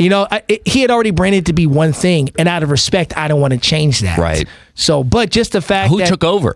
There was a hip hop show after that years later called DJ's Mixbox, who they support HEP Records, and that was like the last hip hop. I don't think there's a hip hop show there right now. KXLU, we have to emphasize how many artists they've broke over the years, bro. The Beast. There's a great shot of the Beasties in Sunken Garden. You see that picture of them all jumping up in the air with the boombox. Yeah, they were opening for Madonna at that time on tour, and they came up to KXLU for an interview. Wow, with who? I forgot the DJ. This is in the 80s when they're opening up for Madonna for the Like a Virgin tour. This is when License to Ill was just coming out. The Beasties, they were the first station to play Smells Like Teen Spirit. The Chili Peppers, Beck. KXLU is a tastemaker. Yeah, they're still doing and it too. I was listening last night, just popping KXLU 88.9. Not to be confused with 89.9 KCRW, which has Jason Bentley. Is he still there? Jason Bentley's been gone for a minute. Okay. Now it's Anthony Valdez and Sly Stone's daughter does the morning show. Karma Nouvelle. God, you really know about these radio people, bro. You see, that's what I'm saying. Just to take it back to your radio history, like I had no idea that this was how deep your roots in radio went, man. I just knew you were DJ and musically inclined, and I knew you had a group, but I didn't know that your radio career had started like so long ago, man, and that you'd been in it, and that you almost took over for Nardone, bro. That's wild to me. I've lived it, and it's like the people I've been able to work alongside and learn. Yeah. I look back on it now and go, man, I've been blessed. Hell of a life. I've lived a hell of a life. There's so much more to do. But let me just point something out too with KXLU, bro, and how at that time, because I'm older than you by like almost like at least 10 years, right? And when I was going up there, it was like 93, 94, right? And that's when I met Cockney O'Dyer. And I just remember going up there, bro, and there was on Friday nights or on the weekend, we'd go up there and you know, we'd had a little weed or whatever. We'd go up there and it would be nobody's there. People are there, but they're in their dorms. It's like everything's closed down. It's nighttime. And we'd get in there and we're like, yeah, we're here for Mike Nardone. Get this security gate. We're here for Mike Nardone, KXLU. And they just let in. Pretty soon they just knew us. Third floor of Malone Hall. Yeah, man. we'd drive back there, park, and it was like that fresh air. And, you know, you're right near the coast, obviously. You're right near the beach, sort of. And then you go up to that third floor and you walk in and there's Mike or there's Cockney O'Dyer or whatever. And there'd be artists there. I remember Common was there one time. Wow. I remember Del the Funky Homo Sapien was still there. And they were still new. Like, they were still, like, new underground. Like, it hadn't blown up yet. And I remember, who else was there? He also had, like, these, like, cholo-looking rappers that came up. They were fucking hardcore, like, tattoos on the face type of shit. This is before getting tattoos on your face was trendy. They look dangerous as fuck, right? But they were dope. Right. Like super dope gangster rapper, underground hip hop. I can't remember the name where they were from, but I want to say like they were from like the Helms area or something, right? And dude, I just remember seeing him and I was like, oh, I kind of got nervous. Like I was like, oh shit, you know, like is this guy going to try to do some shit? And then Mike's like, oh, what's up, man? And like they're slapping hands, and then he let him get on the mic, or he played a record from their group. I can't remember the name, but they were Latino Mexican cats. Right. Cholo, full cholo, bald head, white shirt, creased. Fucking no lokes because it's nighttime. Well, actually, they probably had them on their forehead, but still, tattoos on the face, dog. That shit scared me to death. Fucking light up the mic. And then they turned out to be some of the coolest motherfuckers I ever met, bro. Especially back then because, you know, the streets were kind of hot in the 90s, bro. Right, of course. Gangsters were like not to be played with or not to make fun of or some shit. You can't, you know, it's not like now where it's like wannabe gangsters. These fools were real. Right. And yet they weren't like, I don't know. I don't want to say that they weren't dangerous, but in that forum, they were just music artists. And I remember Mike explaining like what they did and how he helped them come up and shit.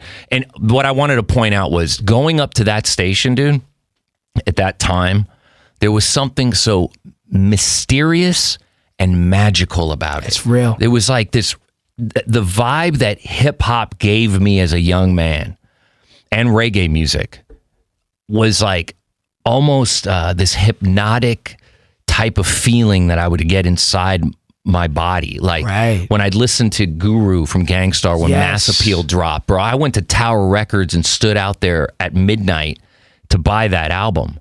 And I remember everybody was listening to it. And it's like, dude, people are smoking a little weed. And, you know, I was still kind of new to smoking weed on the regular. And the fact that other people were smoking weed around me, and then everybody went to this one jazz club after the Tower Records thing, and Gangstar went there, and they're playing the music.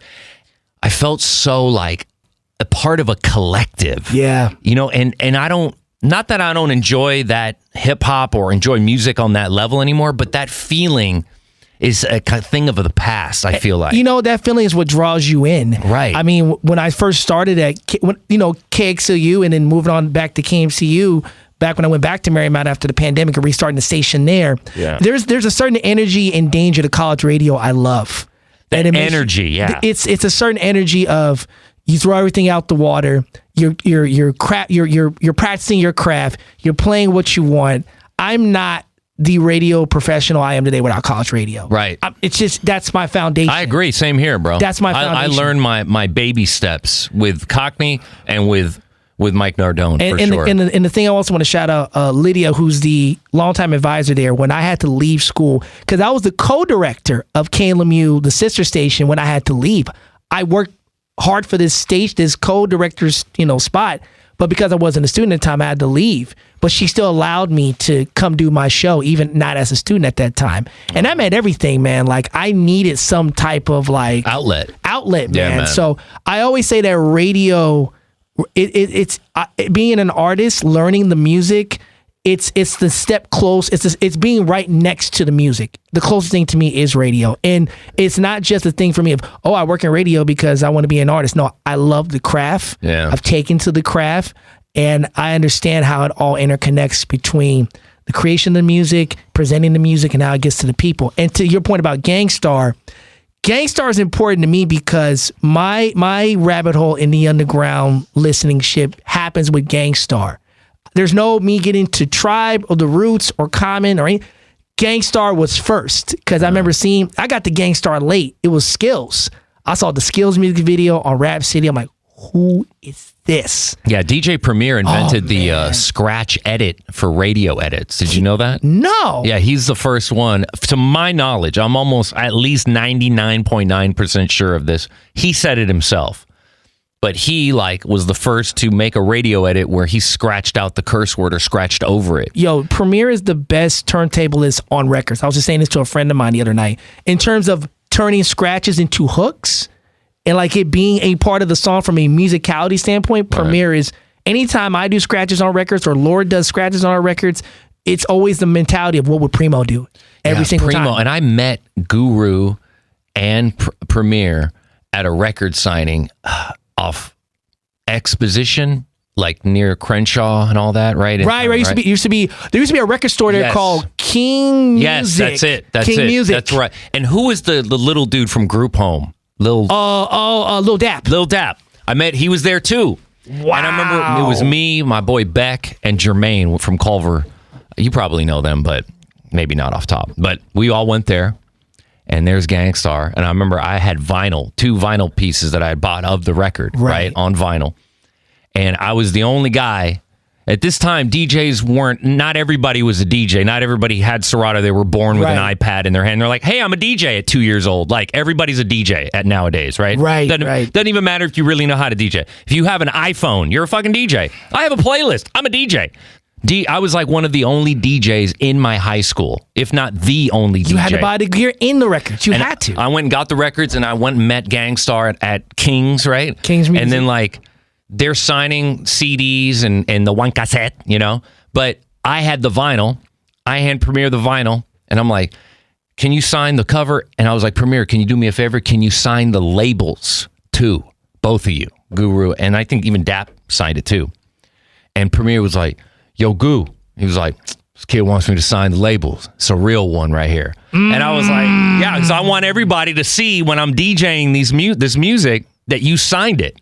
And he was like, yeah. He just gave me that look of validation. Premier. My God. I saw Premier. He had a group. He brought a live band on tour with him called the Batter Band, which he would DJ, and then the band would jump in and play all these classic. It was 2 straight hours of classic Premier shit, right? Yeah. And I remember it was at the observatory in the OC. It was at the Constellation Room, the small room. Wow. And I'm literally at the front of the stage just going crazy. It was such a great show.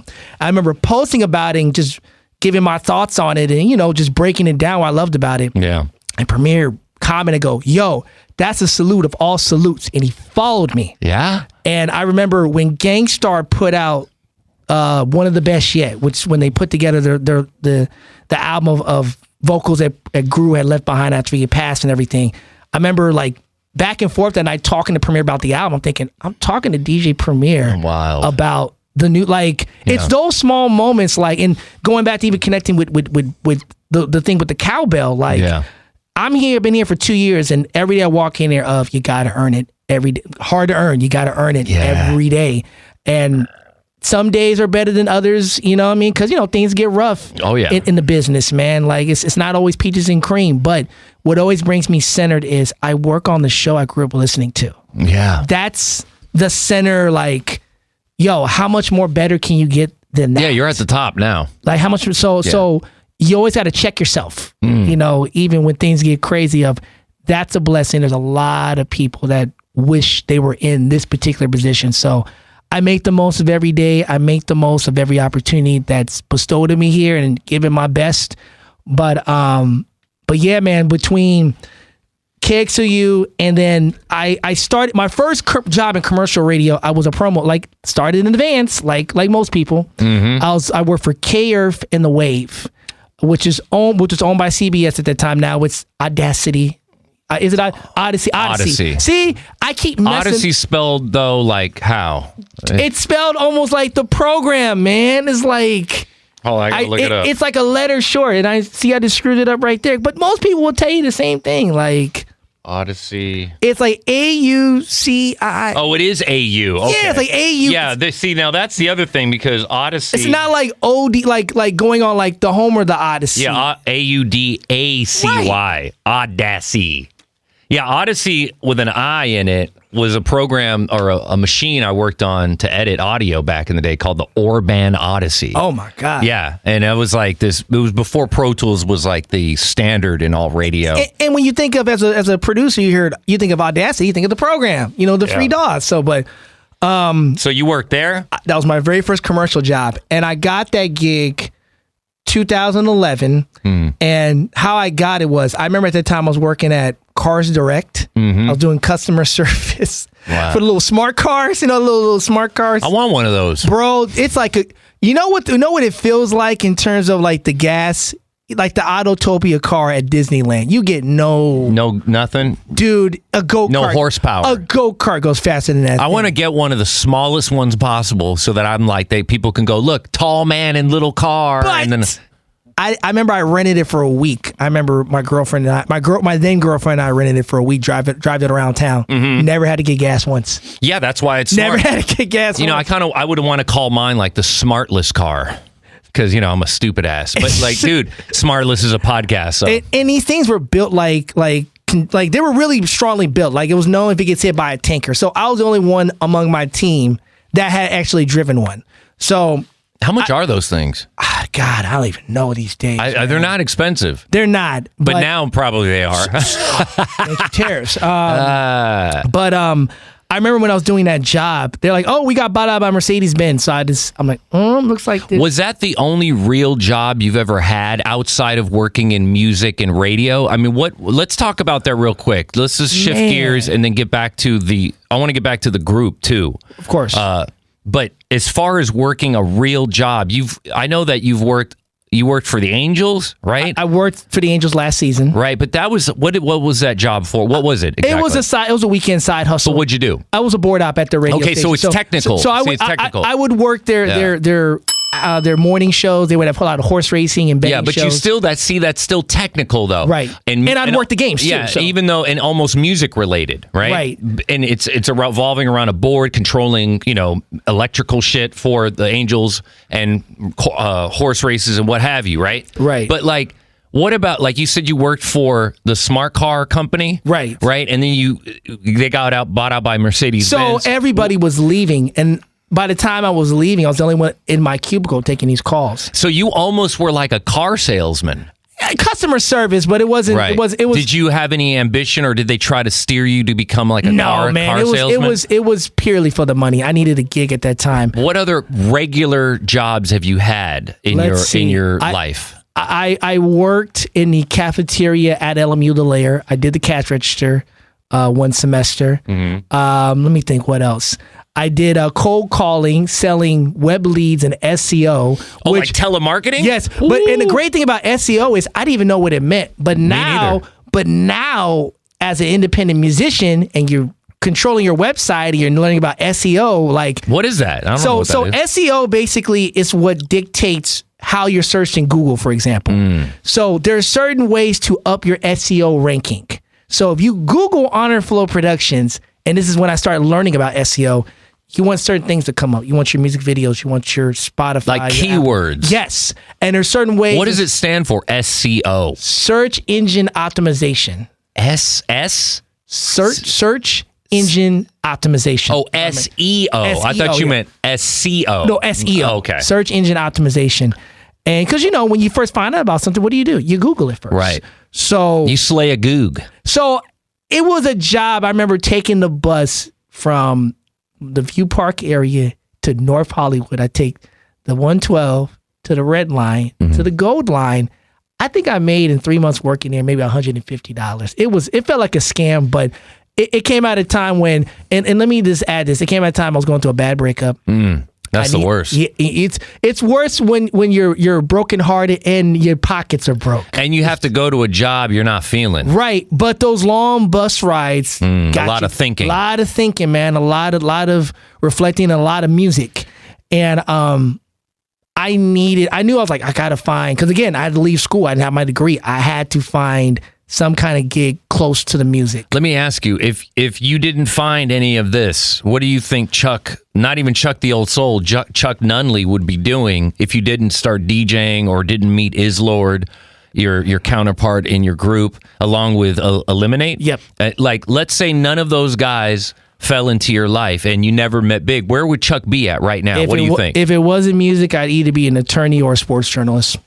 One of the two. Wow. One of the two. Why can I probably would lean more of seeing you as a sports journalist.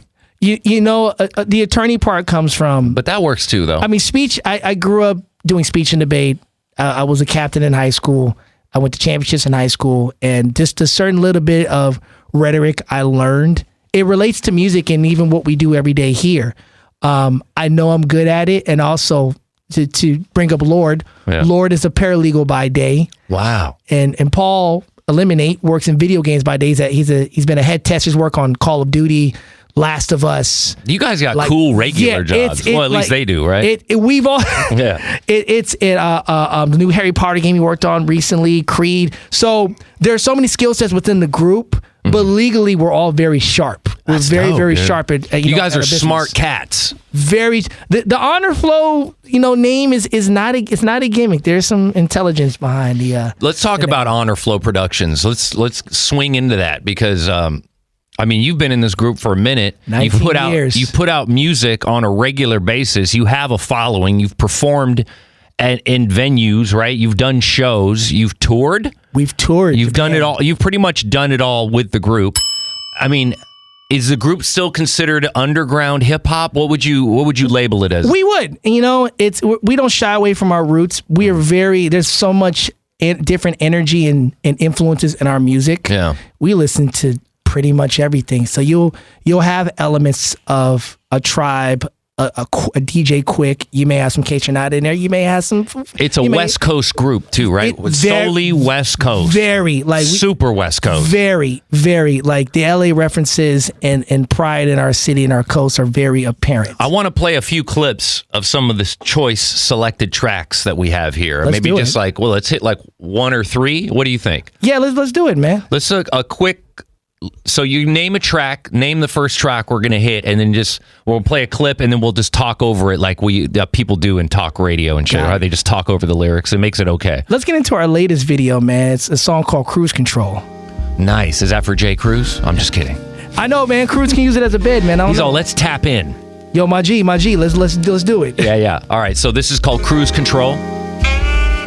Nighttime maneuvers on the low like a ninja. 10 p.m. text and a new DM picture. Vices in the air and the moon starts to glare. Downtown vibes and I gotta get there. Sonics on the move as I roll down the window. Karaoke king as I rap to the tempo. Cops try to read my place, always try to trip. But they're busting you cause my shit is legit. Turn left and 80 feet Siri on the nav. Scooped up Anita who lived on the Ave. Looking like a 3-course meal and a snack. Home run like Puigor, turn the at bat. Said she wants a bruise, so we went to 82.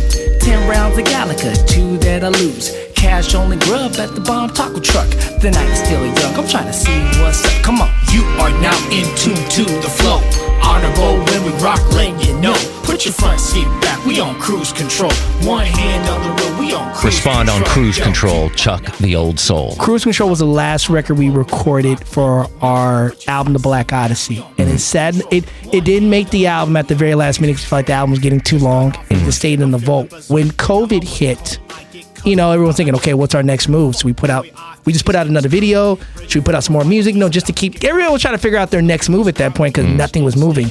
So this was our favorite song in the vault. I mixed it, sat on it for a year. When the time was right, we put it out. We filmed this music video, and it's become one of our staples as a song. Like, it went from not making the album to a B-side to people love this record. And you have like a fan base and all that, huh? Dude, it trips me out that, and it's growing by the day. Like, every day someone new hears our music, man. And it's, when I say we're underground, not necessarily just the sound, but just in terms of recognition, like bubbling right now, there. let me ask you, in regards to the video shoot and then creating the music, who does what? Do you first, who makes the beats for the music? That would be me. You make the beats. I make the beats. Who produces it? That would be me. And then who comes, obviously the lyrics are written by each of you individually. So that's a collaboration between Eliminate and I, literally huddled up. You know, sometimes I'll come with a verse, like, yo, this is what I'm, like, songs comes in bits and pieces. Right. He may have a hook. He may have a verse. I may have it may be just a title. You know, it's a very much a collaborative effort of putting our heads together in a writing session of going, okay, this is where we're going with this. Or sometimes one of us has a concept for a song and we're looking for the beat for it. And it may take a minute. Or I may cook up in front of them or have something that's made, like, yo, I made this last week. What do you think? And what do you use to make the beats? I first started on FL Studio over the years, Fruity Loops, as people will know it as, and I switched to Machine in 2012. So I've been on Machine ever since. Machine. Native Answers Machine. Oh, I remember Machine. And then I record, mix, and master our vocals and our full songs in Logic. Damn, dude, you do a lot, man. You know what? Ahead. It's by necessity. Yeah. You don't know. It's like, okay, I got to figure out. I don't know the people that like to produce the beats I like to make. I guess I'll figure it out. Did you just how to YouTube? Yo, it was locking myself in my bedroom in high school. I think the thing I remember the most was I'm a diehard fan of the group Little Brother, and Knife Wonder, who was in the group at that time, produced on FL Studio. And I remember hearing these beats. You know, he's very much a family tree of Pete Rock and Dilla and Premier and that style of hip hop. And I go, he's making those kind of beats on a program that's set on my PC for 2 years. I'm making these techno ass beats. Like, how Sway, like how? And I just locked myself in my room, and that started my journey of figuring out how to be a producer, man. And do you know how to use MIDI? I do. Damn. I do. That's dope. People think I'm crazy, but I want to learn how to cut tape too. Oh, you mean like reel to reel? Yeah. Like, that's how I started. Just to learn. Yeah, I started on phone calls, though. I never mixed music or anything. Not like Quincy Jones. I know it's very expensive these days, but you know, it's just like being a DJ. Like, I think you should learn all formats. You should know how to spin on wax. You should know how to spin on CDJs. You should know how to spin on controllers. You don't know what you're going into with a gig, but also just the craft and the art. You should learn all formats. And what is each position? I'm sorry, let me rephrase that. What is everybody's position within the group? You're a producer, you're a DJ, you're an engineer, like you rap in the group. What does Lord do? In the context of the group, I produce and mix and master the records, and of course I rap on the records. Right. Lord is the DJ on the record, so any kind of scratches, extra sound effects. He doesn't rap. No, he does do some additional vocals here and there because Lord has a very big bombastic voice, and we'd be crazy not to take advantage of it somehow. What about Eliminate? And Eliminate is my partner in rhyme, and we've known each other now 19 years. We met at Marymount College. We were in orientation group together, and I remember we're in the circle, you know, meeting people, and you see, someone looks like you, two black guys in the group. You go, and I remember he had on a Carnage shirt, like the Spider-Man villain Carnage. I'm like, oh, he's a comic book head. So we started talking comics, and I was like, so where are you from? He's like, I'm from Palmdale. I spent some early years of my life in Palmdale too. I went to Palmdale High. You went to Palmdale High? My dad worked at Palmdale High. So started talking about that, and we started talking about music. I listen to hip hop. Yeah, I make me hip hop. He goes, yo, my cousin's in a group. Where goes your cousin in? My cousin's in Dilated.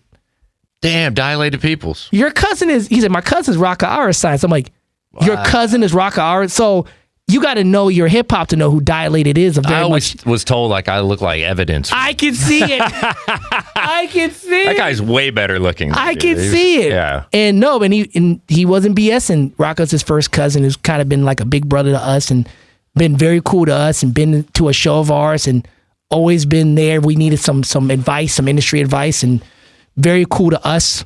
Did you know Alex from Malathion? No. He was heavily in the camp of Dilated Peoples, but he didn't rap. He was a promoter. Alex from Malathion was his like promotion group. So, that's how we started being friends. And 19 years later, like, that's my brother. You're still holding on. You're like brothers. And same with Lord. Lord I met when I transferred to LMU. We actually were supposed to be roommates at first. Did Lord have long hair and all that? Did he wear the thing? Lord had locks. He was 3 years in with the locks when I met him. He's never cut his hair. Well, what? As of this past Monday. This is Sketcho Show podcast. Exclusive. As of this Monday. Go ahead. On his day after his birthday, he cut him. If you look on his Instagram, he cut him. He cut him? Would he shave it? Or he just cut it with scissors? No, like he went to a barber and Lord has always kept his locks nice. They were like bunched up like a weekend. he always kept it fresh. So literally it was one big cut and it's laid out like this. How long do you think his hair got? Dude. It touched his ankles almost. Wow, that's right. It definitely passed his behind without question. Damn. But he was like, yo, I need a change. And my neck hurts. Yeah, I'll bet. It was a lot of reasons to it, but a lot of it was, I need a fresh start. I want to do something new. He had thought about it for over a year, and literally this past week, he cut it. It's a big change, man, when you cut, especially, but I had long hair at one point.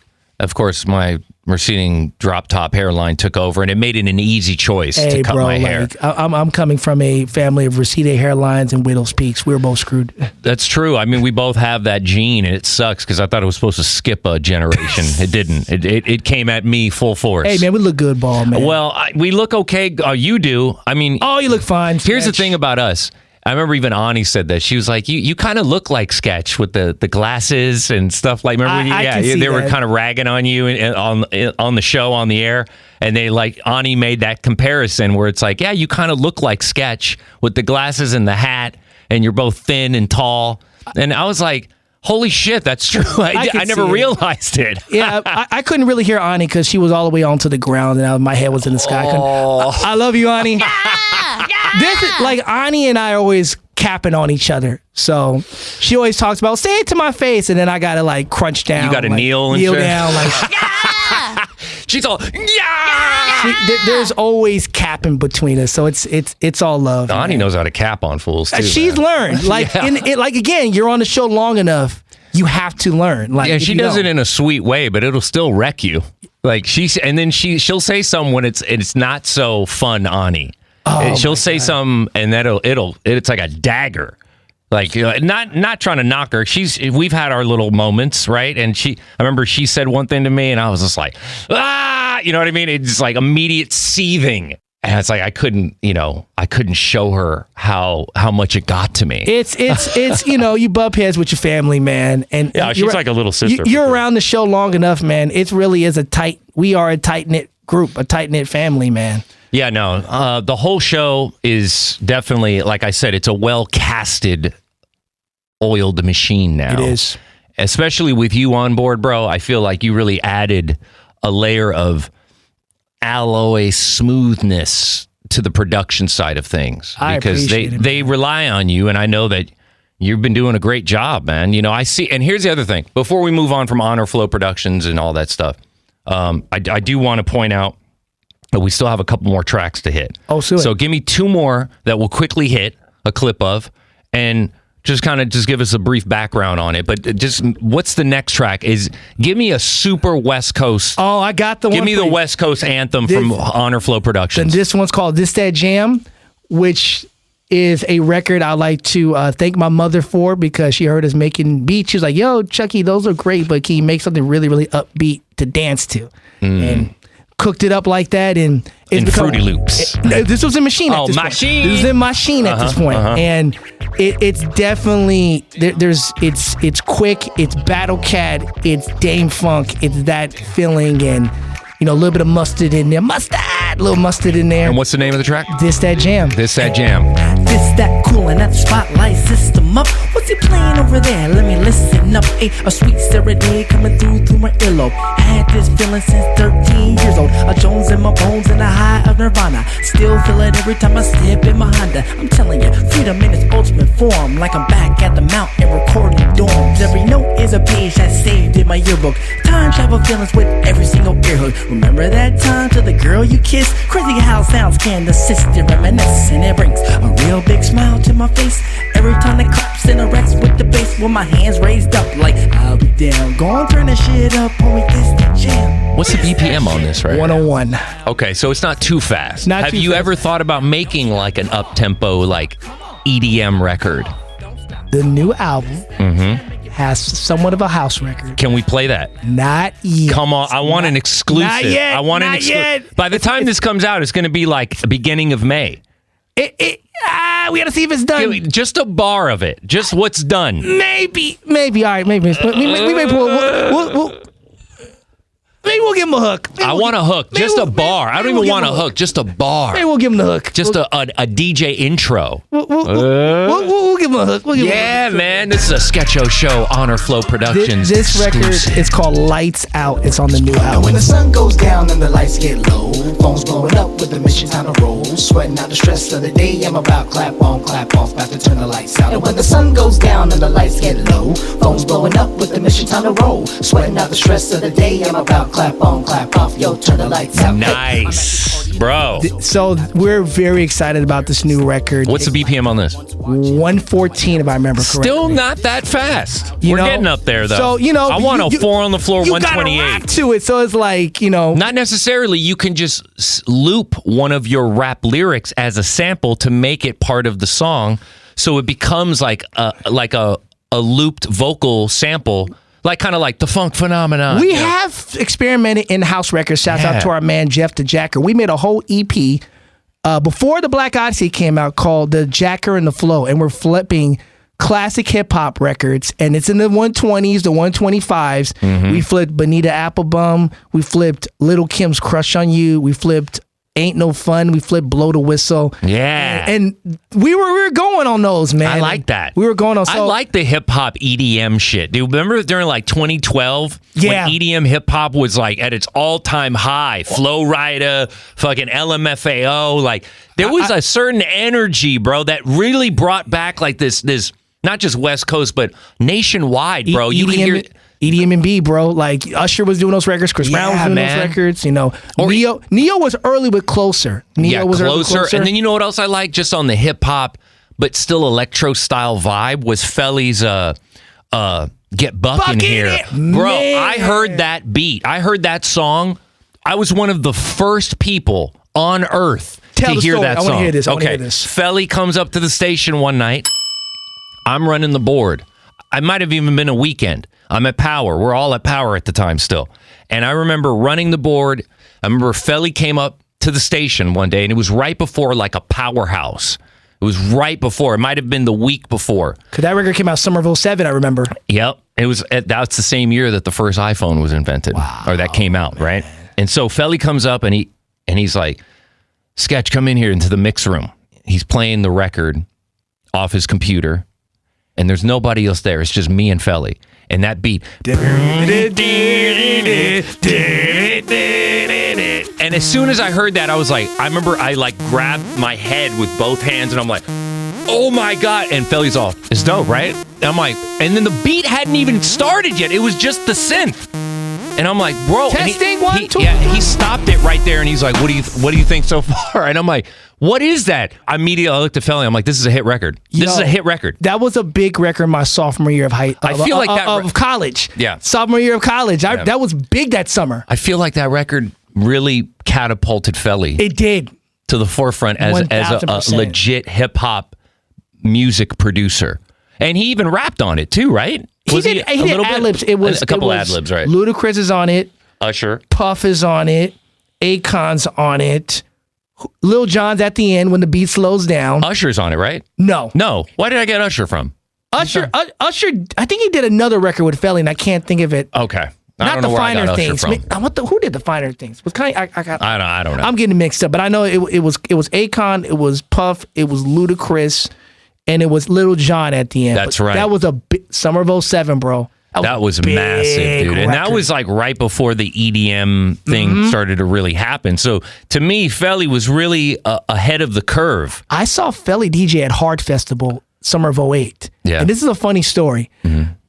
Felly Serato, I think, crapped out on him because his set just stopped. And you know, that's like when your rig blows down the gig. Worst nightmare. Dude, it's equivalent to dead air. Dude, it's like the world stops and you're like, and it's like, uh-oh. So he's trying to figure it out. And as he's trying to figure out his rig, I see these two cats jump on stage. They got zebra pants, big fro, T-shirts. Somehow they start playing this record. The whole crowd knows the record. Even my date who was with me knew the record. I didn't know this record. I'm in Miami, bitch. And on the shirt, it said, I'm from Miami, bitch. That was my introduction to LMFAO. Dude. Never heard of him. I remember will.i.am was in the corner, Jimmy Iovine was in the corner, and then like maybe like a month later, that shit was everywhere. It was everywhere. But And that was my first time ever seeing him was when Felly was having Serato issues and they jumped on stage. And they saved him. And they saved They the day. threw him a lifeline, and LMFAO saved the day. I never even knew this story. Yep. Wow. It was crazy. People forget LMFAO has a lot of underground ties. Like, Oh, yeah. is it Red Foo? I think Red Foo produced back in the day. I was. Wow, by Ahmad? Yes. No. He produced that. And that's Red Foo is related to Berry Gordy, who ran Geffen Records, right? Motown. But wasn't he like connected to somebody at Geffen, like biologically, like family? It was Motown with Really? the Gordy family. Like, wow. It's. I don't know where I heard Geffen from. I think it's Red Foo. You have to double check. No, I'm pretty sure it's Red Foo. Whoever the older one is. That's Red Foo. It's yeah. he And then ran, Blue Sky is the younger guy, Right, well, but not by much. Their nephew, their uncle and nephew. What? They're related? Their uncle and nephew. And then there was a third guy, the DJ or producer. I can't remember that, but they were nephew and That's uncle, wild. man. Okay, quick funny story on LMFAO. Back at Power again, Stacy, who worked with us on the show, I forget her last name. It started with a V, I think, but she's on one of the phone taps, right? Stacy, she didn't know. Like, so Eric Deluxe is DJing, right, and he's somewhere in Hollywood one night, and Stacy's telling the story where she's texting Eric Deluxe about the song I'm in Miami, bitch. Right. And she goes, who's this song by? It's great. And he puts LMFAO. And she thinks he's saying laughing my fucking ass off. Right. And she's like, no, who's the song? And he's all LMFAO. And she's like, no. And this goes on for a while. And he's like, the song is by the group. That's the name of the group. LMFAO. And so and that was the first time she heard what that actually meant, because LOL and LMFAO, again, was still fairly new lingo. Right. It wasn't like what it is now, AF, too much T, like air cap. Like these words weren't new. They weren't around. Now, LMFAO, LOL, those were like the first of the, I guess, new generation slang in a way, computer slang. They had a run, bro. Like Party Rock Anthem, you can still play it at the family. Oh, yeah. events. Like, that was Grammy nominated. They had a run, yeah, man. dude. Party Rock is in the house tonight. Yeah, like that. Deluxe helped make that. No, he did. What did Eric Deluxe do? He was the writer for Shots. He wrote that song. Dude, I'm having flashbacks of some of my college years because when you dropped that joint, Yeah, man. It's I remember when Eric Deluxe, we were out late one night, and DJ Los and I and Deluxe and maybe a couple of more people, we're all we went to like Element or some club in Hollywood, hammered after, right? And Los is the designated driver. We drive to Carl's Jr. right off here at Hollywood and Pass, which is now California Fish Grill, right? But at the time it was Carl's. And back then we ate like shit. We didn't care. We're drunk. And I remember after we ate Carl's, it's like 2:30, like it's like more like 3, almost 4 in the morning, That's right? DJ, And that, DJ hours. and that Carl's was open 24 hours. And I remember we went outside, and Los was about to drive me home, and then Deluxe because they lived closer together. And Deluxe was talking about shots. And by this point, LMFAO is already big for Miami Bitch, and I think part La La La. Yeah, all that. I'm sexy. I'm Sexy and I know it. it, right? I don't even know if that was out yet. But anyway, they're all in that same album. Deluxe goes, man, I wrote a track for LMFAO. I don't even think he wrote it for them. He just wrote a track in general. And he goes, it's called Shots. And he did the verse. He did it a cappella in the parking lot. He's like, shots. Patrons on the rocks and I'm ready for some shots. And he did it. And I'm like, dude, that's great. You got to do that. And just like a few months later, it was everywhere. It was a big record. It was everywhere. That was a big record. I mean, it's still played at like sporting events. Yo, you just had me give a flashback. Lord and I did a gig at LMU for the Crimson Service Org. It was kids, and they made a Laker version of it for like Shots, right? I remember that. Yo, one of the girls that work for the org ran to the DJ booth, go, how can you play this song about drinking for these kids? We're like, no. It's shots at the court. Yeah, court we're like, shots. no. Yeah. Like, we're trying to explain that to, like, Mitchell the Guzman, remember, was there for that, who was emceeing, and like, she straight banged on us in that moment. We're like, no. Like, it's basketball shots, not drinking shots. Right. But she knew what was up. She's like, I've partied to this song. You can't play this. No, man. And it's funny when I DJ for kids. I don't have kids, but I have like you kind of have those moments of parental moments of, is this too dirty or is this too much? And I remember my favorite story to tell of this is when Big Sean's "I Don't Fuck With You" was big. Oh, and I did this junior high party, right? This junior high dance. Mm-hmm. And all the kids requested it. And I had the clean version, but I was like, they're going to fill it in. Mm-hmm. So I remember the kids were asking for it so much, I got on the mic and go, teachers, huddle up at the DJ booth. And I say, hey, look, check it out. Mm-hmm. They all want Big Sean. I have the clean version, but they're probably going to fill it in. Are y'all cool with me playing this? They're like, go ahead. Dun, dun, dun, dun, dun it. I don't fuck with, and then you drop the music out. A bunch of 12, 13-year-olds pre-puberty. I don't fuck with you. Oh. You know, stupid ass bitch. And I remember going, yo, clean version. Like screaming it at the top of their lungs. But I'm thinking, well, there was Luke and Ludacris. Yeah. I'm thinking of all the shit. Me So Horny, bro. I was in middle school when that came out. Mystical. I'm starting thinking about all Juvenile. I'm thinking about all those records. Yeah, man. It's not that bad. Yeah, we all have it at our moments. I was in junior high when I started. Like, it was junior high when I really started figuring out. Like, I've always been attracted to the radio. Mm-hmm. I was the kid that did, like, when we had like get-togethers, I had my little boombox and I would switch out stuff, and I'd make my radio shows with my cousins. And I remember when I was in elementary school in Palmdale, they had like their own version of Hot 97 out there. Right. And there was a DJ named Dino that was out there. And they brought like a big old truck, like the rotating trucks with the DJ playing. I just remember how like giving out, and wait, I gotta mention this. Go ahead. My mother worked in radio. What? She worked at a local station called... What's your mom's name? Lori. Lori, the old soul. Lori, who you talked to on the phone. Yeah. Shout out to Lori. Mom's worked at a radio station called K-Mix, which is local out there. It's top 40 shit. Where? In Palmdale. Oh, yeah. She worked in the sales. She produced her own commercials, worked in the sales department, the whole thing, right? Mm-hmm. And I remember, we were talking about this the other night about how she organized this in-store for All for One at the Kmart out there. But I just remember, like, always kind of being around, the radio, always being, observant of it. And I remember even when Kiss wouldn't even get out there at that time. They had to bring a whole nother frequency for Kiss. I say all that to say this. When I got back out to LA for junior high, and I started really getting into hip hop, at that point, it was only Will Smith and Run DMC and Hammer in the house. Mm-hmm. I got Pac and Biggie and everything else and Mac 10 at my cousin's house. They had all that shit, right? I remember when I got back to LA, it's 99, and this is Dr. Dre 1999. This is early Eminem. This is Snoop Lab. This is all of that stuff, right? Yeah. And all my, let's watching MTV more. We're trading tapes. Mm-hmm. What's the radio show everybody's listening to? Big. When he was on in the afternoon or in the morning? No, morning. He was already in on the morning. Mornings. Yeah. And, quick and just...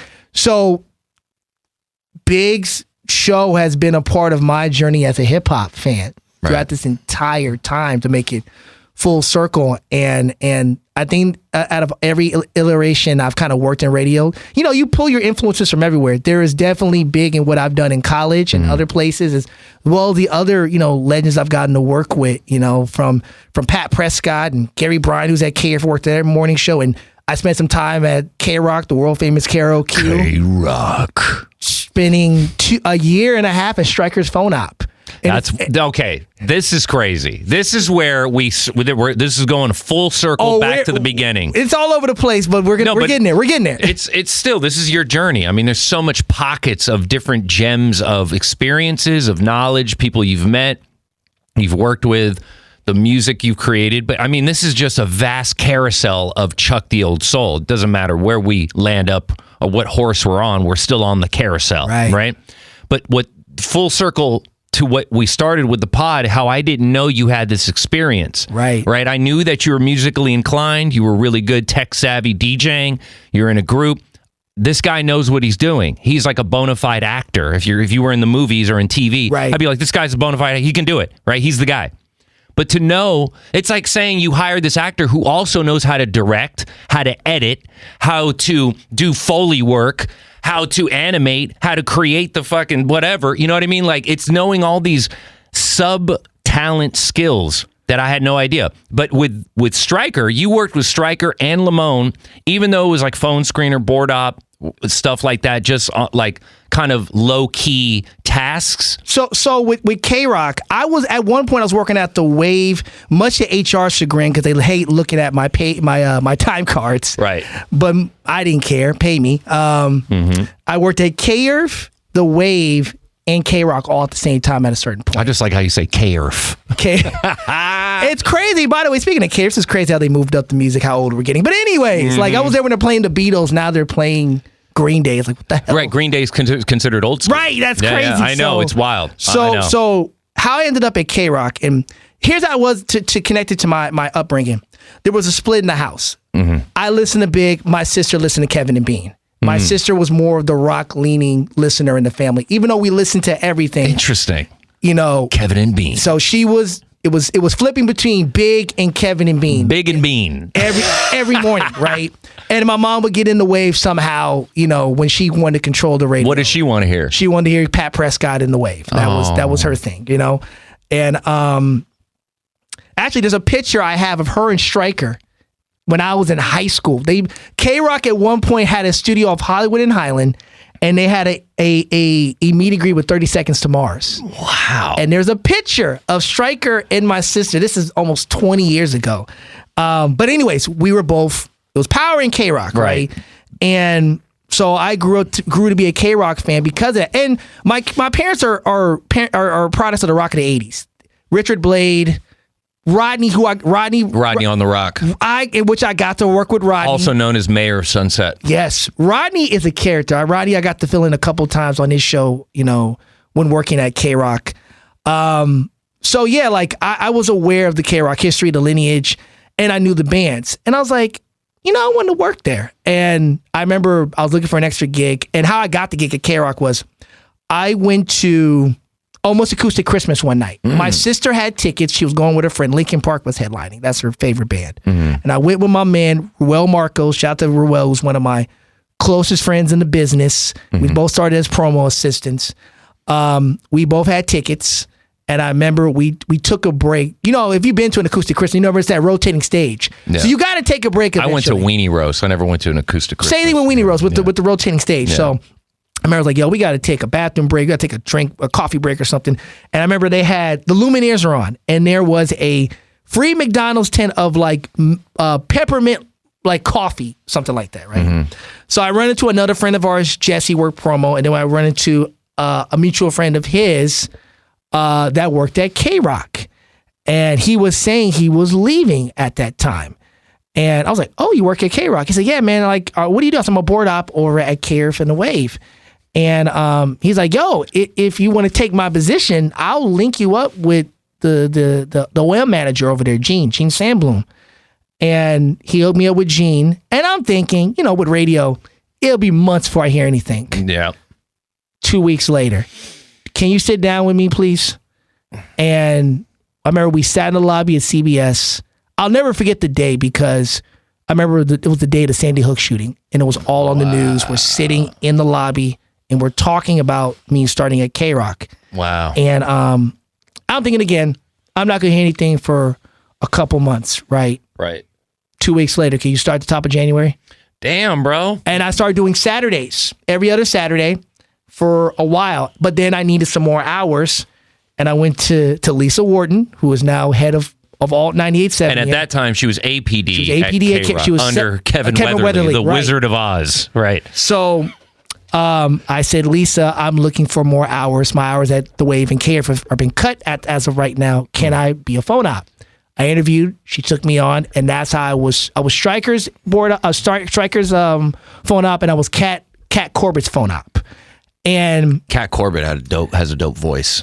Hi, this is Cat. Yeah, she's cool. So Cat, I was both of their phone ops, and I remember one day Lisa calls me in her office. So I'm like, what did I do? So I walk into her office. She goes, Chuck, Stryker is taking a liking to you. So you've done a good job with his shift. Would you like an extra shift with him? Wow. And I'll never forget, and I still bring it up to him to this day when I run into him, and we've been cool ever since. People like Stryker, people like Nicole Alvarez, Ruben used to work at K-Rock. They really looked out for me. And also later on, because I had 2 cents with K-Rock, Megan Holiday really looked out for me as well. So, and these are people that I consider not just colleagues, but friends. Wait, where did you work with Lamone at? Lamone was at Amp 98. Oh, that's Amp 97 and that's at that point. Other say. So you worked at K-Rock, Jack, and they were Amp? all in the same damn building. Right, but you worked at all of them. I did. See, I didn't know if I would have known all of that up front, I would have gone off that. But again, I'm almost kind of like glad I didn't, because maybe that would have deterred them from wanting to bring you on. Because I mean, I'm guessing you told them about your experience with Stryker and all of them. It not until Jason sat and looked at my resume and go, tell me about your experience, over there. And also, I'd be remiss. I want to shout out Alex, who used to work at K-Rock, that works at NPR. He got me the job at K-Rock. I want to make sure I shout Alex, that used to work with us? No. Alex used to work at K-Rock. So I just want to give him a shout out, because I don't want to be remiss and forget people that helped me out. So shout out to Alex. Lamone worked weekends at Amp. That's right. And that's how we became cool. Damn, dude, it's so much connection. And that was during my second, because I left CBS in 2016, came back in 2019, after we came back from our Japan tour. Because touring as an independent artist is expensive, and you need a job to recoup all those credit card bills. And that's when I met Lamone working there. But when I left CBS in 2016, I really had to reach my ceiling. I've done everything there. I wanted to change. I did about a year of just my own thing. And I said, well, what else in radio would I want to do? I said, I like Apple Music. I'm a fan. I'm a fan of Zane Lowe's interviewing style. The Pharmacy with Dre was going on there, and J-Rock and everybody over there, and DJ Pooh. And I said, I wonder if I can work there. And anybody at Apple will tell you, it's like fucking G14 classified, everything's secret around them. Oh yeah, it's like Netflix. It's really, really covert. Yeah. And sometimes I think they overdo it, but that's just me. But so does iHeart. They're not as bad as Apple. Everybody's so covert, like anybody really gives a shit. You know what I mean? I'm not saying that people don't. I'm just saying, like, they almost overreach the overprotection. It's like, bro, nobody really is checking for it until it happens. I just remember when sometimes I'd eat lunch with the guys who design the iPhones, and they literally would be looking over their shoulders to make sure they don't say anything out of pocket. Wow. But how I got the gig there was I did some research, and I'm like, oh, they're in Culver City. Yeah. So I put a suit on. I print up some resumes. You pulled the suit out of the hamper? I came to the headquarters, and I went to security and went, look, I would like to work here. Just so I'm not a creep. You just showed up? I just pulled up on him. Wow. Sometimes you got to pop out and show. You just pulled up. So I pulled up in my suit, printed resume. I did it here one time, too. I remember sitting in that couch filling out a resume by hand. In the lobby here? I thoroughly remember that at a certain point during all this. Whoa. So security is like, we can't let say, look, you can follow me to the booth, to the front desk. I just want to drop my resume off front. Right. They let me in. Follow me to the front. Hi, I'm interested in working at Apple Music. Was Beats One at the time. Here's my resume. I didn't know anything of it. And it's all 2 weeks later? No, it was not 2 weeks later. 2 hours. This time I was at now mayor, but then council member Karen Bass's office on for some. It was for the recording academy. As an academy major, you're doing. You're sitting in Karen Bass's office. Well, she wasn't. Right, she wasn't even close to being mayor yet. Nah, she didn't. She never showed. There wasn't even the crust in her eye for that. She never showed up to meetings. But anyways, wow. It was a representative. Oh, she wasn't even there, bro. So she already had this kind of pattern for not being around when important shit happens. What does Big say? That place is a pattern. Pattern. It's a pattern. Yeah. It was always a representative. But anyways. Oh my God, that's hilarious. So I was there with the Recording Academy. We're advocating certain bills for the music industry, and I meet this woman named Julie Pilot. Dude. Julie, who worked at KISS for years. This is crazy. So Julie and I get into a conversation, and Julie goes, "Oh, I used to work. I said I used to work at CB because her office is at the Cochran firm off Wilshire, down the street from where CBS Odyssey's at now." And we get into talk about radio, like, "Oh, I used to work at KISS, or Clear Channel. Really, I used to work at CBS. So what do you do now?" "Oh, I work at Apple Music." And I told her the story about me pulling up with my resume. She goes, "Let me get your information." A month later, Julie goes, "We're hiring. Are you interested?" Where? Apple. Oh, wow. That's how I got the job at Apple, meeting Julie just out of happenstance. Dude, I've never met her. I've emailed her so many times. My resume, not a goddamn response. She's now at will.i.am's company, FYI. The app. Oh, yeah. The radio app he's built. That's where she's head of their community relation. Like, she has a bunch of events. I don't even know what she looks like. Events they have there. It's a cool spot, man. Like, I should take you by there one time. You should take me anywhere, Chuck. I just want to go out and hang out. They had I remember I'm lonely. They had like a radio mixer night one time. I remember like Kool-Aid was there and emails. Like a lot of the old Power alumni was there. And I remember they're doing radio trivia. What's the first question? This radio show host had this many more. Big face pops up, and I go, if I get this wrong.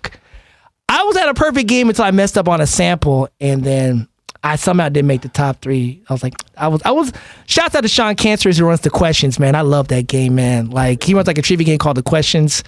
It's a great podcast. I remember I won Dilla Night one time. They did a delicious pizza, but I'm a nerd for that kind of shit. Yeah, so no, you're definitely ensconced in the facts and where samples and all that stuff came from. I want to ask you, since you have all this musical knowledge, are you able to spot samples and name samples in not just new hip-hop songs, but, for example, Gangstar, Hard to Earn album, right? Mass Appeal. Where is that dude? Julius! What is that from? And here's the crazy thing about that sample. It's Premiere. It's literally in the middle, and he slows it all the way down. Literally, it sounds like elevator music. And it's faster in original. You'll miss it. Right. It's Julius Caesar. Not Julius. It's something. I know, and I've seen the record, but I can't remember the actual name of the sample. I'm sure if you Google it, Sketch, but literally, it's in the middle of the fucking song he uses. Sample of Vic Juris's Horizon. Yeah, you were close. It was something with a J. With a J. Juris's. That's a very obscure name. Julius sounds like what I would fill in too. It was something with a J, but I remember it was something like that. I feel like you have that ability, like a Tribe Called Quest, like what was their big Check the Rhyme? Where's that sample from? Oh, that's Minnie Riperton. God damn. And Tribe, look, I don't sit here as an artist without Tribe, and there's a distinct reason for that. My first week in college, 2 things happened. I met the Roots at Amoeba at an in-store, and there's a picture of Questlove and I at an in-store, and I've met and interacted and DJ'd with him over the years, and the Roots are my favorite band, so to have those interactions with him is crazy, but that was like Wednesday, the homies and I went to an in-store at Amoeba and they played. Sunday night, I saw Tribe at the Wiltern. And Sketch, you've seen the movie The Blues Brothers, right? Of course. Okay, you know how Belushi gets the epiphany, flies in the air? Elwood, we got to get the band back together. That's when it felt like when I was in the balcony of the Wiltern watching Tribe. It was like, this is it. See, and that's that mysterious mystique that hip-hop had over me, over you. Like, when you'd go to those shows, and it's almost like that epiphany of what it all means hits you in that moment. And it's like, it's hard to explain, man. That's Right, man. the feeling that you felt in that balcony is the same feeling I felt standing in line at Tower Records. Right. And you know what's funny about that story? You know who I heard recently tell who was at that same signing? Merce. Oh, on his podcast. Dude, you know what's crazy? I went to high school with that dude. I went to Hamilton High with him. Yeah. Merce has a great podcast called The Best Rapper in L.A. He's about to put out his final album. Yeah. And he's reaccounting his creations of all his albums. Bro, that guy's like that guy's like an alien hip hop head, bro. Dude, I mean, he was like from the future, even back then in the 90s when we were at Hamilton. I only went to Hamilton for a semester, and then I went back to Culver. I missed Culver so much. And dude, but Murs, he was always that guy. He's evolved for sure as a man, as an artist, right? Of course. But he's always maintained that, just like you, that steady, consistent loyalty and craftsmanship to hip hop. It's always been that way. I feel like he was just born with that innate creativity in his DNA. Absolutely. And it just kept, you never heard drama from Murs. You never saw him mixed up. And now granted, Murs is an underground artist, but he's pretty fucking famous. Right. You know, he's a very well-known underground artist. I don't even know if he's can be considered underground He's anymore. one of those, I call it purgatory artists, where they're, and this is one of the issues at KXLU for me. The Roots at the time, pre-Fallon, you knew the Roots, but they were not a pop group per se. No, not so at all. So they still needed our radio support. Absolutely. So that was kind of my beef of why can't I play, okay, I'm not playing Snoop, for example. I get that, but there are certain artists that's like Jurassic 5 can be considered that as well, even though they've had a What's Golden or a Quality Control that's kind of crossed over, you know? Merce is tapped in with the neighborhood, man. This is how I found out. Oh, yeah? The first time Big had me on one of those uncuts, we're talking about Kendrick, and I'm a big pro wrestling fan, so is really? Die Hard. What? Die Hard. Die Hard. You love wrestling. SmackDown comes on a couple hours. We got a couple weeks of WrestleMania. Like DJ Quest and I are the wrestling heads of the neighborhood. Straight up. Like, we're both big wrestling fans. I did not know that, and dude. there is a rival company to WWE called AEW, and they've come in here because the cruise shows had a lot of AEW wrestlers on here recently. Yeah. Jeff G knows if there's he's a SmackDown fan. Jeff G knows when there's wrestlers in the building. He lets as well me know, as Armin the 5-footer, or B.L.A.C.K, they call him. He used to work with us at Power. Oh, shit. Yeah, he's a little dude, but tall in personality and big in charisma. But that guy was like John Cena, The Rock. Right. Like, he was all about it, even when people were like, well, wrestling's fake and da-da-da. It's choreographed. He was still a choreograph, but it still hurts. Oh, no, yeah. You look, falling, like... They still injure themselves. Those mats, like, there's not cushion. No. It's cardboard. It's canvas. Right. It's like hard, soft canvas. Yeah, I'm a big pro wrestling fan, and I had an AEW shirt on in that uncut. And I remember Murs commented. So Murs was up here? No, he was in the comments going, yo, that's a nice shirt. But it was it was something that, because it got drawn to him because Big reposted it. And then he's like, oh, yo, dude, that's a nice shirt. I'm like, Murs is commenting on my... Yeah. I was like, oh, shit. Like, it's little shit like that. And I was like, yo, man, you know, like, I'm listening to the podcast right now. Like, he didn't know when he commented how much of a fan I am of his, you know? Have you met him? I have, in passing, a couple times. The one picture I have with him was at LACMA. He hosted a couple shows at LACMA in like 2012. In my K-Earth polo shirt, because I just came from a van hit. So here's Murs and I, you know, in front of LACMA in my blue, you know, K-Earth polo. You know, K-Earth. Yeah, K-Earth promo shirt. Coolest dude, man. And you know. Okay, let me ask you this. Staple of the underground, man. I don't want to cut you off on the story, but I have to ask this question before it escapes me due to the weed. In regards to Honor Flow Productions, the group, have you collabed with somebody like a Murs or somebody, and who would you like to collab with from like the underground or even the more popular circuit of artists? Anybody come to mind? We have never had that big collaboration yet. Well, who do you want to happen? Who would you bring on? There's too many. Female or male? Who would you want to? But since there's already 3 dudes in the group, I feel like a female would work. And I think that's why we work with a lot of female singers. A lot of our stuff has a lot of female singers. Shouts out to Luna, shouts out to Trisha Isabella. We've Mischief. We've collaborated with a lot of talented female singers and songwriters, man. But to your question, this is like asking my top 5. I'm terrible at list questions like that because it can turn into like a playlist. A 10-song playlist can turn into 300 songs. Let's see. I'm gonna pull up a few here. Okay. I mean, underground hip hop. The Roots come to mind.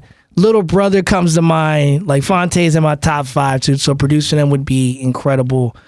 Common just put out this incredible record with Pete Rock called The Auditorium Volume 1. I recommend people checking out. God. What about Bad Baby? Bad Baby. I'm sure Big could hook that up. I think Bad Baby might be the move. I don't want to get mixed up in that beef. I mean, not beef, just a feature. You don't even get her in the studio. You just get her to record a verse. Catch me outside. Yeah, how about that? I mean, why not? Or, just want it like Glorilla or somebody or Doechii. Glow is dope, man. Glow is dope. And actually, one of my favorite MCs out, Rhapsody. Rhapsody actually came by the neighborhood. I know Rhapsody, yeah. And I did a remix for her recently that she dug. It was crazy because I remember interviewing her I wrote for SoulTrain.com for a couple years. And unbelievable. I remember Rap and I sitting at Mel's Diner. She's a big Laker fan because she's a big Kobe fan. So we're sitting there at Mel's Diner talking for like 2 hours. Who is this again? Rhapsody. Oh, and I met Knife Wonder that first day. He was kicking in the car. And I remember she came up to the neighborhood like less than a year ago. Mm-hmm. And Big goes, "Hey, Chuck, have you met Rhapsody?" Rap's like, "I've known him." And Big's like, "Yeah, you know everybody." See what I mean? You have so many connections to so many people that he does. And now you guys, he's your boss now. And it's wild how the full circle, how the universe operates. There was like a lot of paid dues to get here. Absolutely, man. me too. A lot of tears from my side. Now speaking of tears, let me give you your tears moment. Oh, finally! For tears moment, Fear. Only waited 2.5 hours. So going for back to the tribe story, when I left the Wiltern. Oh, in the balcony, right? There was a girl I was seeing at this time, and I went to her dorm. What's her name? Her name was Ruby. I have a surprise for you. I have Ruby on the phone right here. Ah, snap. Let's pot her up. No, I'm just kidding. Go ahead. So I was trying to explain to her what just happened, and I may have been talking in tongues, but I remember like tearing up and I was already DJing for a couple of years by that time. I was already making beats and making songs, but it was a moment where it clicked like, I'm going to do this. I remember my high school counselor at Loyola, Miss Duckett, was the first person to ask me, "Do you ever thought about doing music as a profession?" No one had asked me that at that point. But it clicked at that moment. I just remember now I'm just thinking about, my mom got me my first pair of decks because we're an entrepreneurial family. So she's always about, always have a way to make money on your own. Mm. My grandfather was like that, first pharmacist in his region of Kentucky. He was a boy genius. He graduated from Howard at 16. My grandparents were the shit, man. It was a different generation of people. They were just salt to the earth, built different, man. And she was like, "What do you want to do?" And of course, I always say there's a legacy. There is a whole crop of DJs from Los Angeles that learn how to mix. We can thank Chalk. We can thank Koki. We can thank all the Eric Kabichi. Mm-hmm. There are DJs who were on the radio at that time that we learned of. E-Man, of course. We learned how to mix listening to those mixes on Power, on the beat.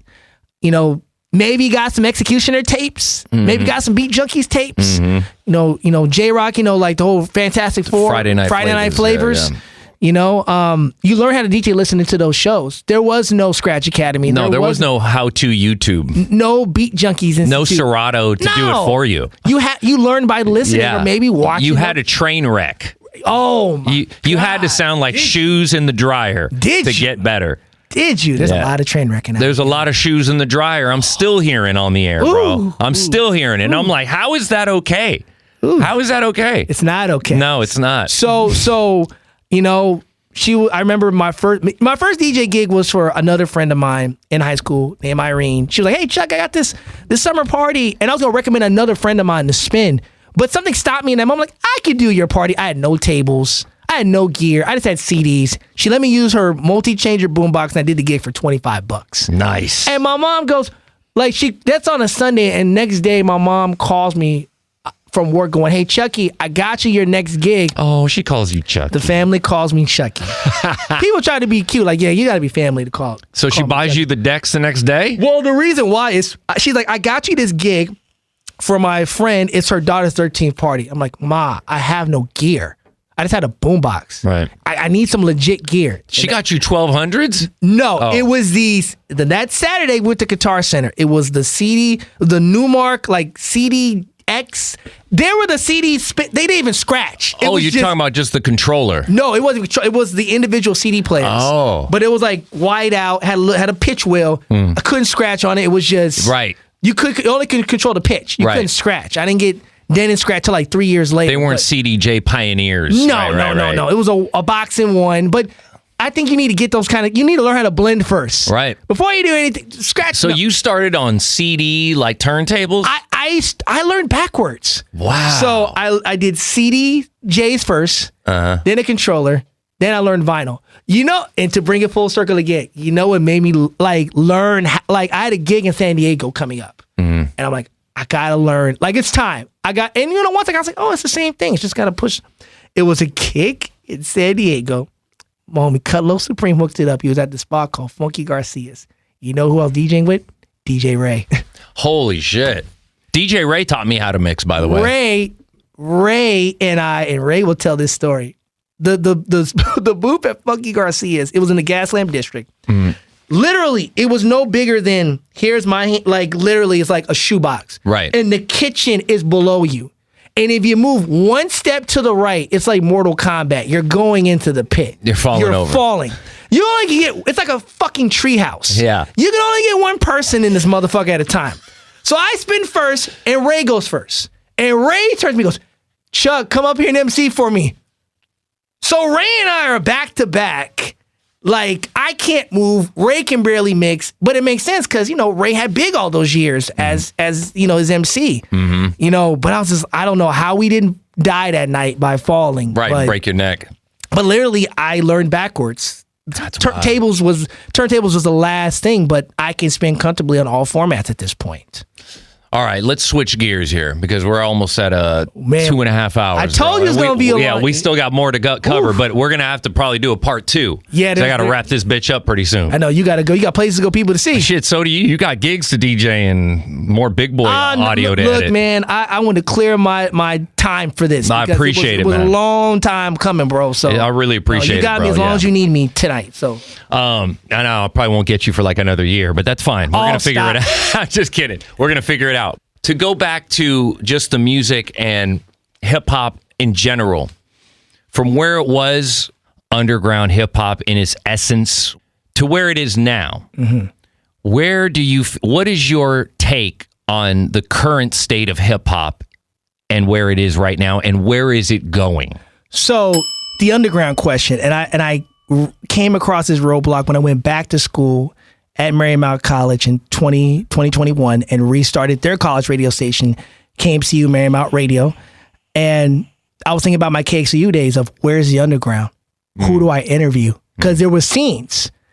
The internet has completely broken that down to where it's literally the only definition of underground is not even the sound. It's do you know this person or not? Right. And there's a lot of underground folks, but it's the distribution channels are different. So it's something can come out today, you may not get to it 10 months from now because there's so much to take in. Yeah. And the era I came up in at KXC was the blog era. So I had a blog. Everybody had a blog. So you went to the file sharing sites. You had your LimeWires and you had Zshare and everything, and you pulled those mixtapes and those songs. There was a certain curation and a search for it. Now it's all, I feel like with it all in front of our face now, we've kind of got a little lazy with it. And also it's overwhelming. Right. Sometimes, we may listen to a record we're comfortable with, but sometimes music discovery can be too much because there's so much out there. I'm putting up with that with our group. How do we get, these records are years old, but it's still finding a new audience. So to answer your question about where it is now, the music is subjective. And there's an audience for everything. You know what I mean? There's an audience for everything. And some things are just not for you. I can honestly say, because I went to Rolling Loud this year, some things were for me. And I remember Juan and I calling each other on the way out. And where I'm not going to say what artist it was. Oh, come on. All right, it was Playboi Carti. Wow. So, look. Yeah, not your brand? I look, I like Carti on certain records. Like, just, certain artists Isn't you like. he on that record with The Weeknd? I love Time. That's a good record. To Timeless That's today, right? a great record. Great example. Yeah. Like, there are certain artists I like their features, but maybe not their full songs. And I Right. understand he has a diehard fan base, but there is people that don't like certain records that I like in artists. Right. And it's subjective. I get it. You know what I mean? It just wasn't for me. It just wasn't for me. Is Playboi Carti more of a like mumble rap? You could say that, but I understand everybody has different tastes, and I respect it, especially since you have a large fan base. That it's crazy. He brought back. Remember back in the day, you wear your jerseys backwards, like Nelly. Yeah. Apparently, he's brought that back. Crisscross did that. Yeah, first. Crisscross was first. Yeah. Crisscross was Come first. on now. Let's be clear about that. It was Crisscross, then Nelly. Let's be clear. Nelly about just brought the Band-Aid to his face. that was the other one too. Yeah. So for But as far as mumble rap, are you a fan of mumble rap? And because here's my take on mumble rap. They really come up with great, catchy melodies. Right. Fantastic. It's more of a vibe. It's a vibe. As the it's kids say these days. a bottle popping. A lot of it's for the strip clubs, too. Let's just face it. A lot of it's for that pole dancing shit, which is also great. The thing about mumble hip-hop rap, to me, is it's too fucking slow. I'm glad you brought that up. Go ahead. I'm glad you brought that up. So a couple things about that. One, I love clarity. I love lyrics with meaning. Even if it's a loose shake what your mama gave you. Let me understand what you're saying. Right. I understand it's a vibe and everybody's got their own taste. Mm-hmm. Now, I think there's two things I want to say that. Before we get to the BPM issue, Mm-hmm. I think the worst trend in hip hop in the last decade, it's not even a style of music. It's not even a fashion thing. It's rappers rapping with their lyrics live. Bro, go to the gym. Get on that treadmill. Biggie and Big Pun were up there rapping their asses off 300-400 pounds. There's no excuse. Yeah, man. If you're paying for a show, I don't want to hear the record.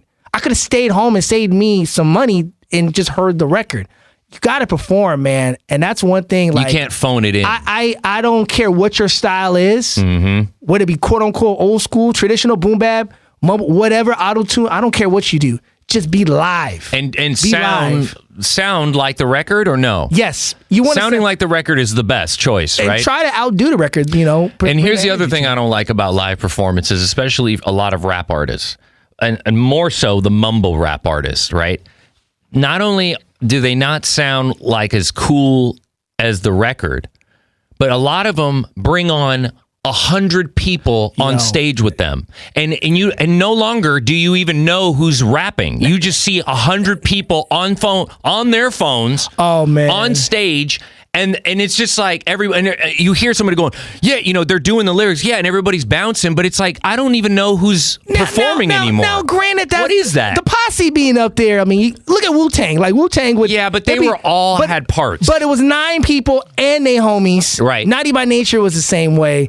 But you had clear distinction of who was rapping. Yeah, and they kept it to just that. There might have been a few extra people on stage, but you always felt like you knew who's doing what and when. Right. But with now the newer generation groups with the mumble rap, when they come on, and it's not just mumble rap. It seems like it's all rap. It's just like there's so many people. It also goes with the DJ.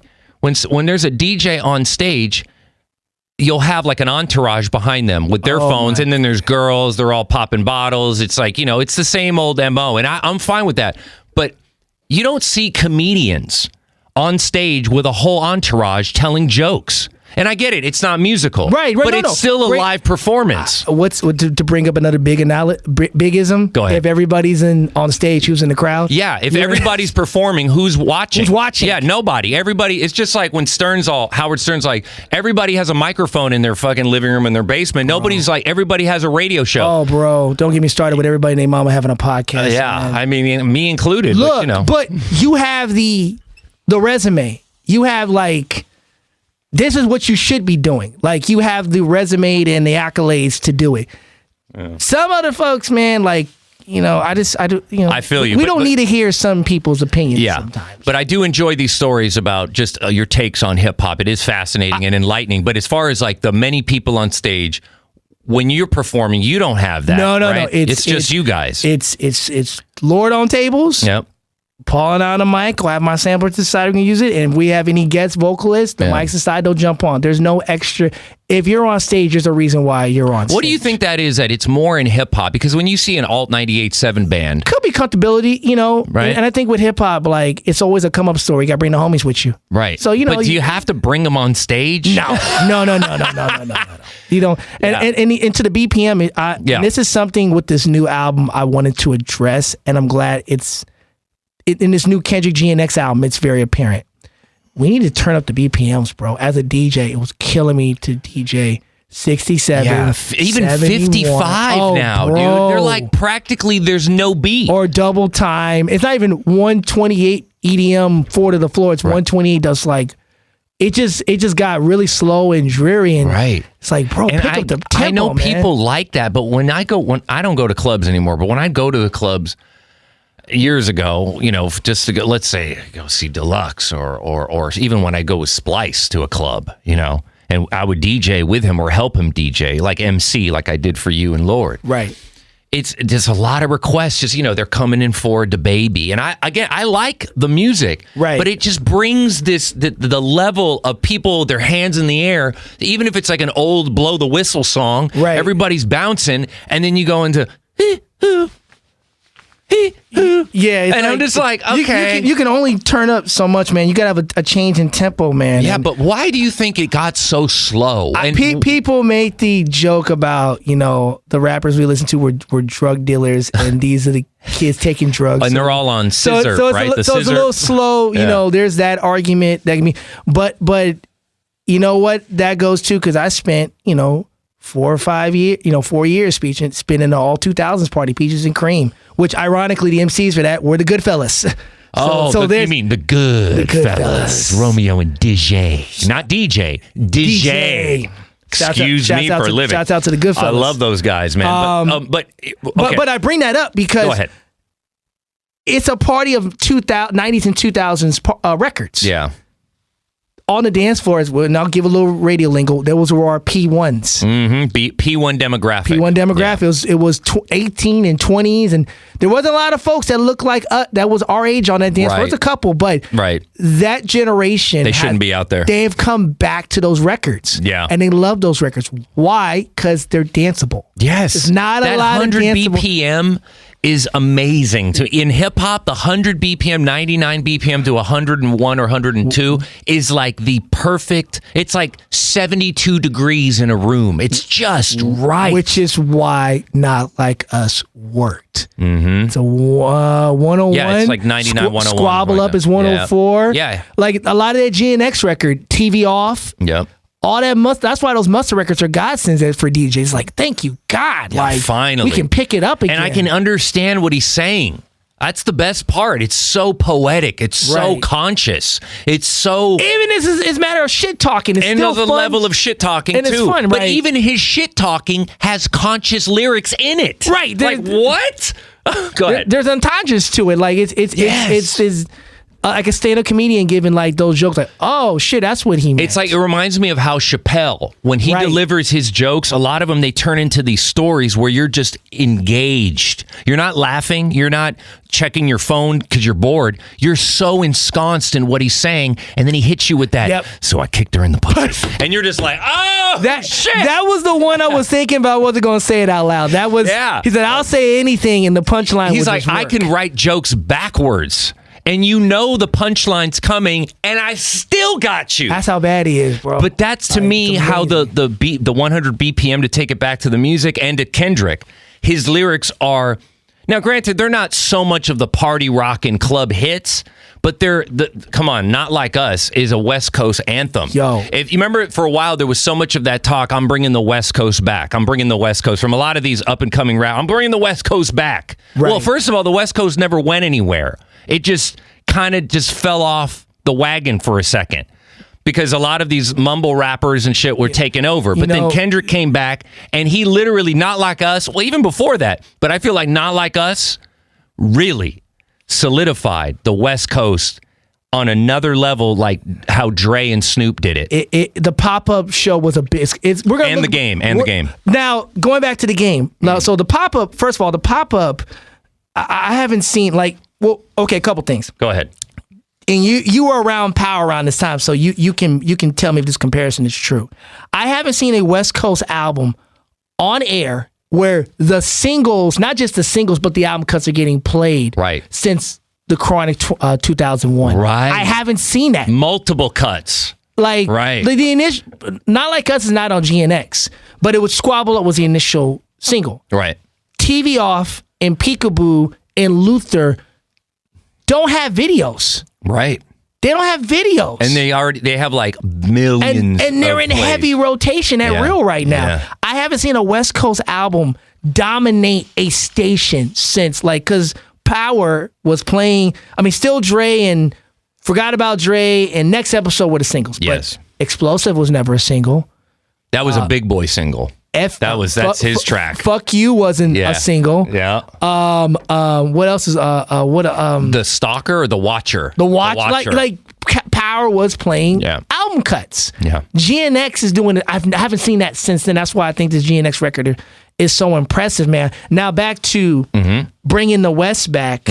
There was that era, and I know people have their opinions of the game and so forth, but we have to recognize pre-Kendrick, pre-New West, during the blog era of the Kendricks and the Blue and Exiles and UNI and Pac Div and a lot of those guys who came out from the West at that time. The game was all we had. Yeah, man. And the documentary, which is turned 20 this year, and Doctor's Advocate, and the game was the guy in the West for a long time. And I think he's underrated as a lyricist, especially the longer he went into his album runs. It's like dude is rapping for his life on these records, man. Yeah, man. Like I met that guy a couple of times, and he's a very nice guy, but he's also very fucking gangster, bro. It was random. I went to the Best Buy at the Culver City Mall. It was when the Red album came out, and I was going in the store to buy the CD because I wanted it, and he so happened to have it in store. Wow. So I was like, oh shit. Yeah. Signed it, dapped him up, but I go back all the time and thinking, is my favorite album from him the documentary or is it the Doctor's Advocate? The Doctor's, like both those albums hold special places. I think they're both equally as good, man, to be honest. And what I like about the game, even though there was a lot of like internal hip hop beef, right? Oh yeah. Especially between him and 50 and all that shit. Oh yeah. But like, really, you never saw the game mixed up in some serious high class drama. Not that I can recall. I'm sure he's been in it, but not like on some Kanye level shit where it's like, what the fuck is the game doing? What is he doing? He has been tight with Kanye, especially. Right. But the antics. There's no antics. And to that point, I know there are certain things where like, oh, he's, but I want to make sure, even though you may agree or disagree with him as a person, I don't think his contributions to West Coast hip hop, especially during that run, should be debunked or forgotten because he was holding it down during that time. He was. And then we got to the blog era. That's where Kendrick and everyone from that era. Now, what about Kendrick teaming up with the game? Do you think that's ever possible? The first time I ever heard Kendrick was on a Game record. That's right. There's a song called The City that's on the Red album. I know what you're talking about. And I heard that song. I was like, oh, this is that Kendrick kid they've been talking about. Right. And I remember after I heard it, I went to go buy Section 80, and that's when I became a fan. Is the game still putting out music? He is. He's still putting out records. He's on tour right now. Last time I checked, documentary just turned 20. That's right. Dude, like he's still making great records, but a lot of like between the first two albums and LAX, and also the Red album, and it's just. He's worked with so many different cats and like stolen the show on so many records, man. I'd like to see him team up with Kendrick. I think actually the last record they did together, they did a song called "On Me." It was on Born to Rap, which is it sampled Erykah Badu's "On and On." It's like this is like a record that came out like 4 or 5 years ago. Yeah, that shit was dope. Game has had his gear to the streets to a lot of like if you listen to the documentary too. he was early on a lot of cats, man. But like I said, sometimes people may or may not agree with some of his antics, but I think his contributions should not be he's a fucking. I feel like he's one of the most underrated West Coast artists that have come out, since we've been in this. He was holding it down for a minute, man, and we cannot forget that. I mean, the documentary sold 5 million records. Wow, 5 million records. So. To your point, the West didn't go anywhere. It's, we just have our pockets because before that, with Dre bringing along, Snoop running it, Exhibit was coming out at that time. He was Exhibit was 2 albums deep, but Restless was hitting at that time. So this one he was hitting his first commercial breakthrough. Then you got the East Siders. Yeah. Like here's the thing to connect it to the show. Anytime those artists come in, it'd be... It's a big show. Oh, man, it's like I'm 12, 13 again. Yeah. Like, certain, like for example, Juan and I were there. Like, Juan, it's like, I remember, like, when they were, like sometimes Big will have people do freestyles or to perform, like, tracks. I remember Juan and I making show versions of I Love It and G'd Up. And we're just giddy, like, oh, and then they started doing that shit, and Big loved it. We're just so when I see artists of that, Ice Cube, another one as well. Oh my God, I can't believe we just skipped over Cube. God damn it. You can't. I worked with Cube. I got to work on. You work on Laugh Now, Cry Later, right? Yeah, I did the intro and the inserts. Get out! So the intro right before Why We Thugs. That's me putting together that like newsreel of people. I remember that intro. Yeah, and that who's in it is Chuck Dizzle.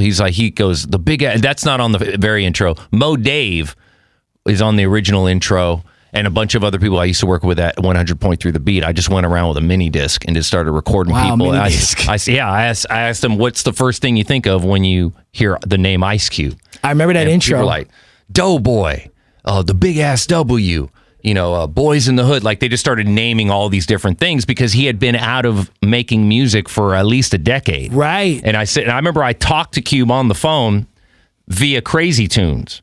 It's DJ, rest in peace. DJ Crazy Tunes, rest in peace. He called me one day and said, and I told this story before, but I'll reiterate it real quick, and then we got to wrap this bitch up. Crazy Tunes called me and he said, Sketch, it's Crazy Tunes. I know you worked with Big, and you used to make those cool commercials. He called imaging cool commercials. Right. He didn't know what imaging was. I said, oh, you mean imaging? He's like, is that like what you make? And I said, yeah, it's called imaging. But yeah, cool commercials. That's exactly what it is. Yeah. And he goes, Tomato. Cube is coming out with a new album, and I want to know if you'd like to work on some of those things for Cube. And I'm like, oh, you mean like an intro? And he's like, yeah, like that stuff. And I said, absolutely, man. I go up to the Lancashire Studios, to his Lynch Mob studio room. I don't know if he still owns that building, but at the time he did. And I went in, and Cube wasn't there, but Crazy Tunes jumps on the phone, calls Cube, hands the phone to me, and it's just me, Tunes, and me on the phone. Me, Tunes in the studio, and then me on the phone with Cube. And I'm like, hey, what's up, Cube? It's Sketch. Met you before with Big Boy. Yeah, what's up, man? He's like, so I heard you got some ideas for the album. And I'm like, yep. And I just started spewing the ideas out. Right. I go, since you've been away for a long time, this is your first album back. I'd like to get people on the street, their reactions to your name. What do they think of all the things that you've done, from music to acting, all that? And I want to combine it in like a newsreel, sort of. It's hard to explain over the phone. And before I finish, he goes, nah, yeah, I'm feeling that. Pass me back to Tunes. Tunes is like, yeah, all right, cool, I'll tell him. All right, like, hangs up. He wants you to get started right away. And I was like, oh, shit. He goes, he wants to know how much you want to get paid. I go, whatever he wants to pay me, I'll take it. There's no price minimum or maximum. I just feel this is history. This is like a chance that I'll always be able to tell, like I'm doing right now on this podcast. So whatever he wants to pay me, it's fine. He ended up paying me $2,600 for about 2 minutes worth of my work. Yeah, and I didn't ask for royalties or none of that shit. They gave me real proper credits because it was still CDs. I have the CD. I need to go back. I have that Even CD. If you YouTube it, Laugh Now, Cry Later, Ice Cube intro, it says by Sketch in the link. And you know what? That album holds a connection to Big and me listening to. Let me tell you why. Go ahead. So 2006 that album came out. That was summer I graduated from high school. By the way, it came out on 6/6/06. That's the time he wanted to drop it on that date specifically just to make it real. So Cube, you'll probably remember, was the headliner at Powerhouse that year. Yeah. So, okay, so Powerhouse story real quick. I won tickets that year. I won tickets 2 years before that, but I couldn't go because my mother had gotten remarried around that time, was on a honeymoon.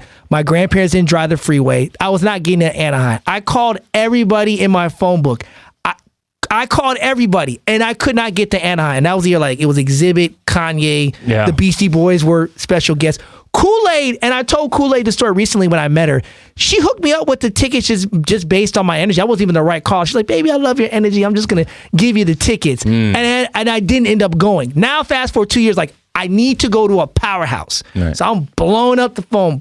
Like, my summers were just PlayStation, eating, and trying to win Powerhouse tickets during that time. I swear to you, right? Too bad you didn't know me. So, hey, man. I could have hooked you up. It wasn't the time yet. Yeah. So I win these tickets. I remember that lineup. Cube was headlining. E40, Too Short came out. Janet Jackson came out. T.I. performed. Who was on that bill? An early Pitbull. Oh, my God. Little Rob was on. Little Rob with a full-on mariachi band. My twin brother. You know, The Freaking You and Summer Nights and Neighborhood Music. It was popping around, like super popping around that time. Chameleonaire was on that bill. Ooh. E40 was on that bill. Ooh. Who else is on it? Kanye was on that bill. Well, you said Kanye earlier on, but Kanye was still just he was just the graduate. The late registration. But what was a college dropout? It was the first album. Right. That was this is a late registration. Oh, okay. LL Cool J was on that bill. So, anyways, Q was the headliner. Yeah. And I remember my cousin Jimmy came with me, and big West Coast. This is the same cousins I'm talking about that had all the West Coast shit. Okay. So I'm like, cuz, we going to see Powerhouse, right? And he's sitting we're at the top level of the pond, and the screw on his chair is wobbly. He can't really move. He's going to fall out of his chair. And all night, he's no-selling to every artist. Everybody that comes out, he's no-selling. That's cool. What's that mean? Like, he's like, Kanye's on, LL Cool J's on. He'll get a nod, but it's not like I'm like partying. Like, oh, I see. Because this is the second concert I've ever been to was my artist. Like, right. Oh, shit.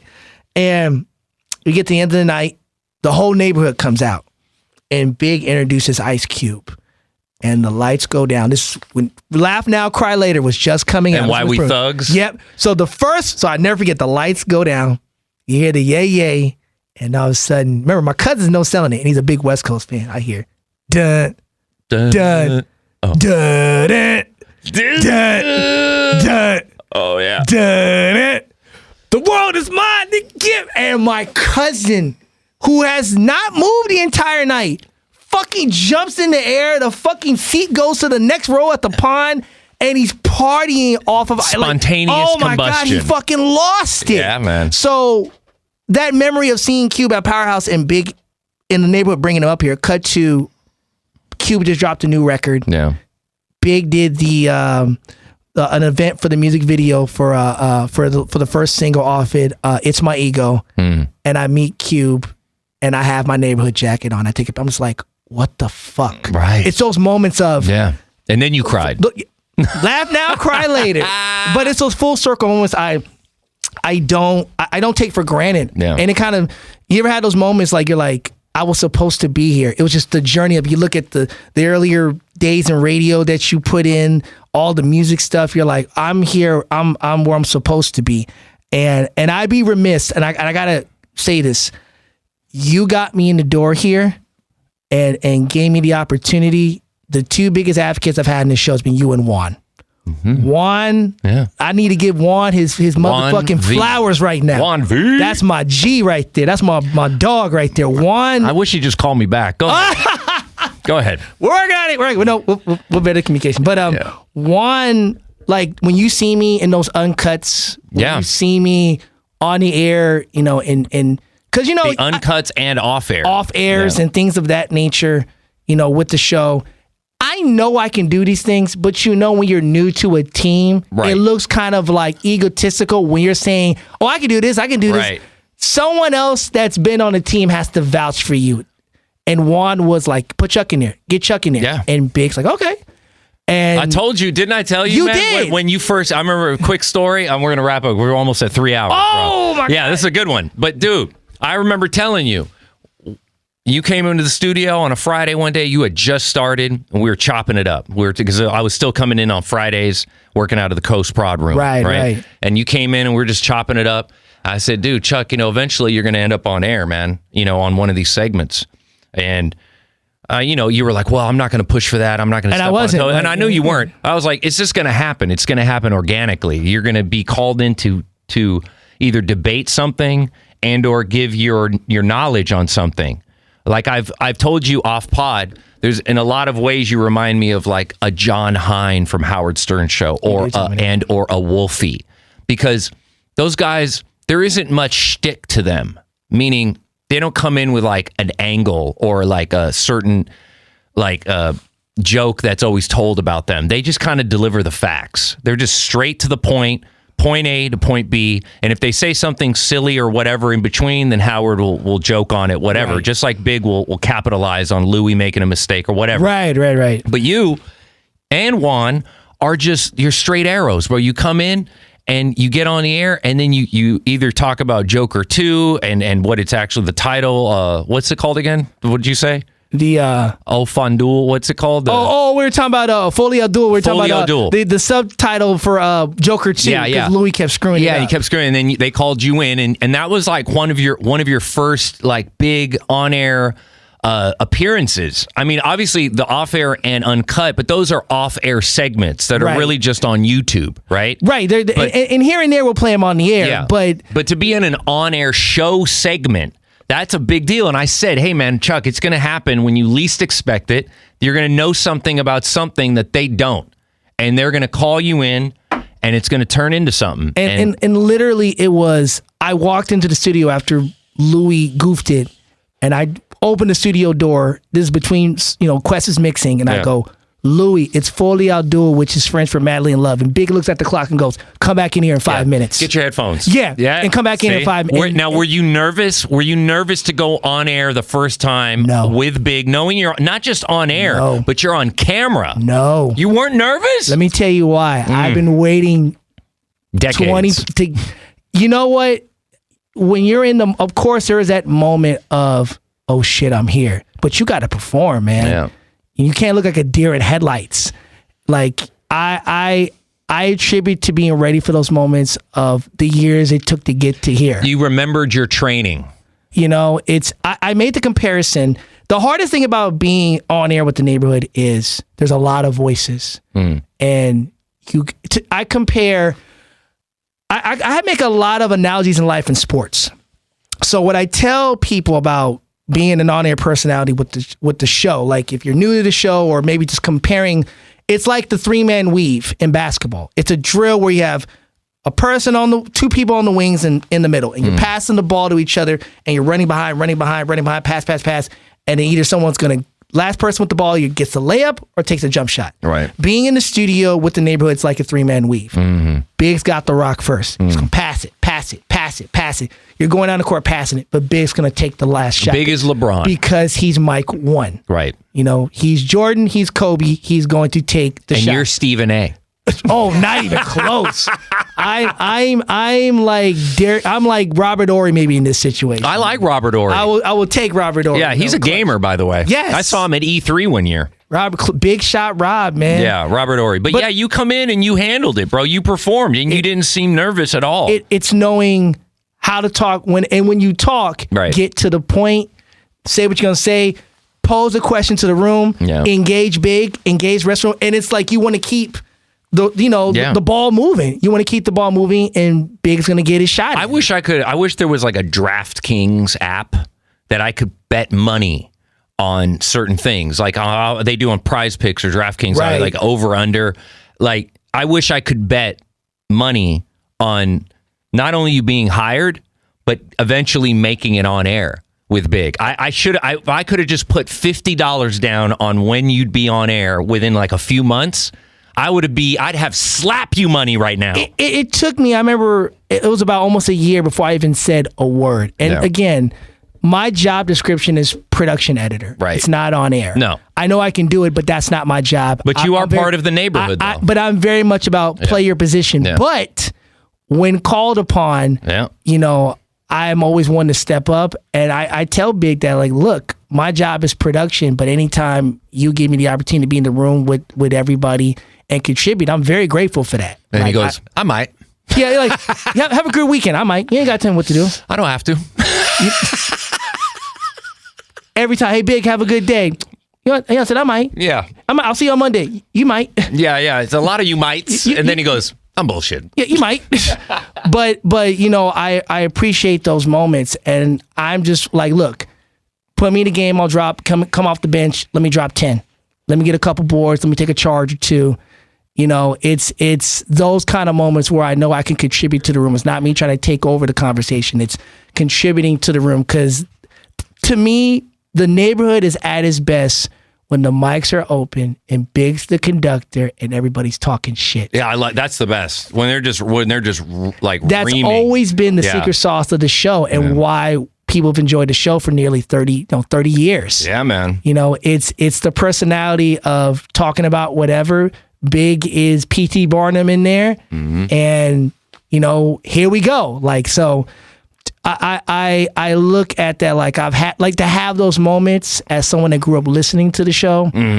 You know, it's something I look back on like again, like I was saying earlier, like the people I've gotten allowed to work with, and even I think everybody almost I've somehow interacted with at this point that I've always. There's only one person I think in radio I have yet to not meet that I would like to meet. That's Peter Rosenberg over at Hot. We're both wrestling fans. Oh, yeah. We're both wrestling fans. We're both in hip-hop radio. Everybody else at this point, like Sway and Tech were here a couple weeks ago. There's an artist that they're putting out, and they were at Kiss. And Wacko walks and goes, yo, Sway and Tech in the building. I'm like, yo, let me. So, you know, Sway, of course, the show's moved out to the West Coast now. They're at Sirius off in West Hollywood. Right. Yeah. So in this big West Coast move, Tech came back. And, you know, again, we're talking about underground hip hop. And Sway said to me, you know, it's rare to get Tech and I in a picture these days. I'm like, I understand. Like, this is so to have these moments, the interactions with personalities and artists and people that have crafted who I am, I don't take it lightly. You know, I'm grateful for it. And, you know, man, I put my best foot forward and try to contribute the best I can every day. And, you know, and carve out a legacy, man. It's about legacy to me. Legacy, whether it be with the neighborhood, legacy with Honor Flow Productions or any other job I've had, legacy as a man, you know, off, you know, it's about not just DJ Chuck D. So who is Charles Victor Nunley IV? You know what I mean? That's a good name. It's legacy, man. And trying to be a good person and you know the one thing about and two things, and I guess I'll try to sum it up. Two things I always tell people when they ask about radio and so forth and just careers. Keep in mind, this is a saying I've been saying a lot. Ego will mess up a great thing. Have fun at this. Take what you do seriously, but don't take yourself seriously. But always check your ego and check like this is the reason why I'm here. Some days are better than others. But always keep focus of your goals, you know, in mind, because it's easy to lose track of that when you get heads in the weeds sometime. And I tell people all the time, like, just, you know, have fun with this. This is supposed to be a fun gig. We're not lawyers, we're not doctors, we're not police officers, we're not firefighters. Right. This is a fun gig. It's entertainment. Have fun at this and just take every opportunity you can in reason, you know, and good things will happen, man. Like. Saying yes to like opportunities presented every day. It's our job to recognize the opportunity. Cause what if I would have said to you like, oh, I'm not ready to work at the neighborhood. Like, maybe I'll just be a board op. Like, nah, like I'm diving full force in and I'm going to figure out how to swim as we go along, man. The opportunities are in front of you. You just have to realize it's there and have the guts to take it. So that's kind of been my magic in that. Good, you know, paying it forward and being a good person and having great intentions, having fun with it is how I got here. But paying it forward is important. That's how I'm sitting here with you. You didn't have to pay it forward for me, but you did. Well, I kind of did. I mean, it's the right thing to do. Exactly. You know, but you're not inclined to. No, but I wanted to, and I felt like you were definitely worthy of it. And you took a risk hitting me up, and I felt like that's it takes a certain self-confidence. And at the same time, I was like, well, if anybody deserves to be here, I feel like he does, because I just liked you. I was like, he's a good dude, and I didn't really know you like I know you now, but I took a leap of faith, and I was like, well. Like I said, I think they'd benefit off having you here, just iHeart in general. But then once Big came, the opportunity for Big, I was like again, this is the guy, and here you are, and I'm like so happy for you, bro. I'm really proud of you, man. Thank you, Sketch. Makes me want to cry. Hey, man, thank you. You want to leave the business a better place than you found it. So I'm always, me giving you game doesn't dim my light. Right. And I've worked with a lot of folks who dim lights, and I've worked with folks who don't dim. Right. There's enough allotted space for everybody. Yeah, there is, man. Yeah. And I've been blessed to work alongside some of the best, and I'm happy where I'm at now. We work with a fantastic team. Shouts out to the whole neighborhood. Shouts out to Big. Shouts out to Quest. Shouts out to Louis. Shouts out to Mariana. Shouts out to Jesus. Shouts out to Juan. Shouts out to Savvy. Shouts out to Ani. Even Natalia, who's on the show when I got that day one. Everybody made me feel Jose. Everybody made me feel welcome. Louis. First I walked in the studio. Louis like, I don't handshake. I hug people. Aww. Off top, I got to shout out Wacko, was making us look good on camera, and I got to shout out Diana too, man. Diana, who was working with us for a couple months, who is just down to grind, down to work. And even one last funny big story. So my first day, we had a screening of the Fast and Furious Fast 10. Oh yeah. And Ani goes, Chuck, are you invited to that screening? I'm like, no, but I'll go. I'm a fan of the series. It's like, oh, my first outing, first day. Mm-hmm. So, I'm watching the movies. Fuzzy sitting in front of me like, oh shit, there goes Fuzzy. I'm a radio nerd for this shit. Like, even when Joe Grande came in and Jose introduced me, he goes, oh, Joe's like, you know who I am? I said, dude, I've worked on the show for a little year, but I'm a fan since 99. I know exactly who the fuck Joe Grande is. Like, and I remember the movie ended. They did the Q&A. I'm walking out the theater. Big sees me and goes, what are you doing here enjoying the works before the perks? And with Big, like when he's telling his truth, there's a hint of humor in it. Of course. So you learn, like, he may be kidding, but he's somewhat serious. And he's probably like, bro, you just started working here today. What are you doing at like? But I was like, I'll work for it. Like, I knew like I had to, Yeah, he's welcoming you at the same time. Right. I know that's his way. I tell people all the time, because they hear the jokes on the air, and I'm just like, look, clowning and joking is a love language. Absolutely. in the neighborhood. It's a term of endearment. If they don't clown you, they don't like you. Right. So they hate me because nobody really. Oh, come on! But okay, go ahead. But yeah, it's like being at the playground again. That's what it is. But I remember he was like, he went on the air the next day, like, man, this new guy Chuck in our production team, man, up here join the perks before the works over here. Yeah, I gotta love that though. So it's look, man, it's been some ride so far, man. It's been 2 years. I've had some incredible moments. I tell people I'm always 1 degree separated from the people I always wanted to, work with or meet and working in this show. And, and it's coming at what I feel like is like, this is 17 years deep now, and I don't know if this is the last radio gig I'll have, knowing how the business is. I don't know, because I've said that multiple times. I thought it was done. But this is the only hip hop station I've worked for in my whole radio. I've worked in so many formats. Yeah. But for it to be, I remember like the first time I went up to Power to get tickets, I was like, I never been back there. I never got to go. I saw like the ticket. If you've ever been to Power, it's like a ticket booth. Right.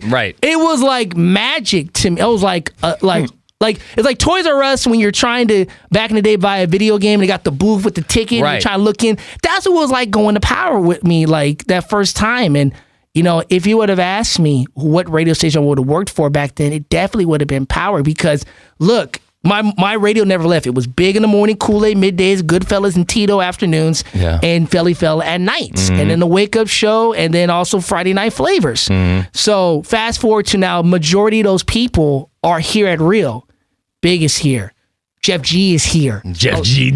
Shouts out to Jeff G. Shouts out to Jeff G. Fucking man. Chuck is here. Jeff G is good people, and Jeff has been good and helpful to me since I've been here. And that whole team over there has been really, really cool, man. So real good looking. So shouts out to Jeff G. Has such an ear for talent, man. Like I don't think he gets enough credit for that. A lot of people he's helped put on, man.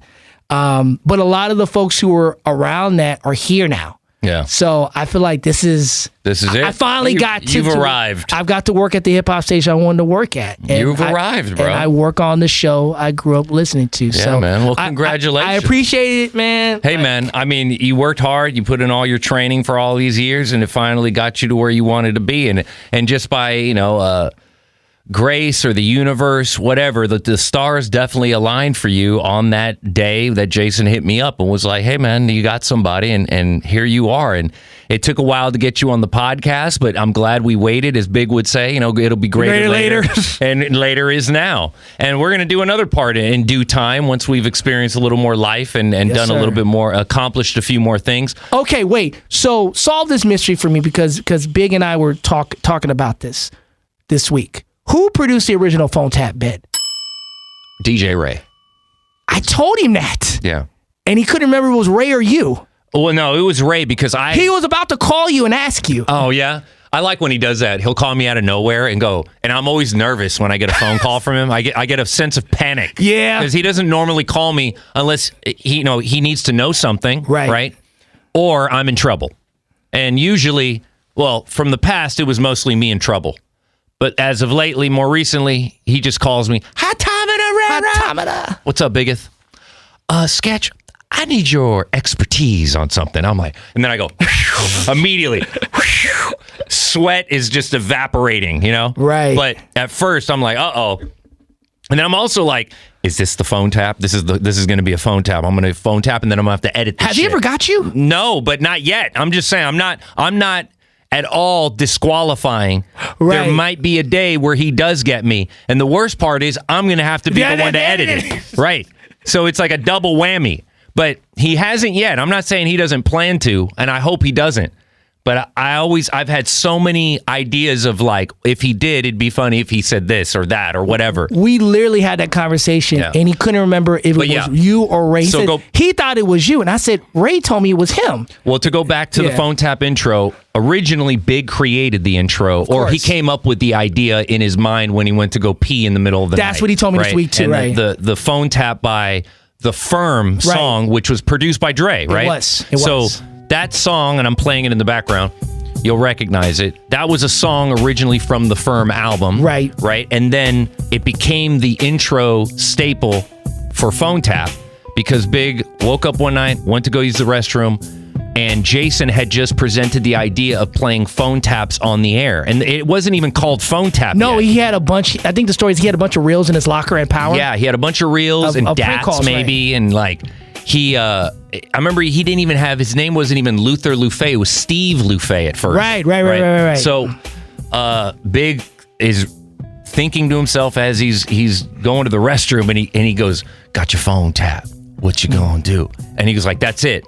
Calls Ray the next day, and Ray just essentially took the intro or piece of the song and just looped it into a part of the music bed. Right. Now, when I say produce, I want to be clear between radio, for the people listening, produce not in made the beat, produce in who produced the bed. Right. Like, and the bed was obviously produced by Dre. Right. But to get and this is back when vinyl had instrumentals on the B side. Right. So I don't know if he took it from a piece of vinyl. I don't think it was an MP3. Oh no! If you listen to the bed, it's the analog record. Yeah, you can hear the crackle. You could definitely hear it. It's the same bed to this day, which has a great feel to it. And he took the bed, and then he took the instrumental, connected it to the actual song, and then and it was longer. It was like 30 seconds long at first. It went on for a minute. It was like do.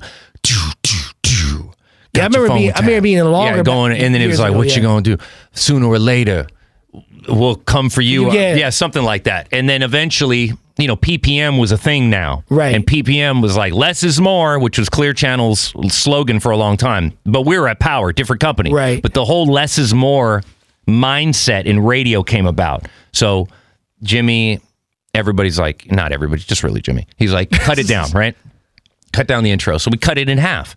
And then that lasted for a number of years. And then we got here. And that version came with us from Power, the cut down version. And then eventually it got even shorter. Right. So now it's pretty much like 10 seconds at most, right? I don't know. We've cut it again recently. Yeah. But originally Ray created that intro and then I cut it down. Right. Yeah. That was like, because I was like, who put the splice? Because of course it was Big's idea. Yeah. But I wanted to know who put the bed.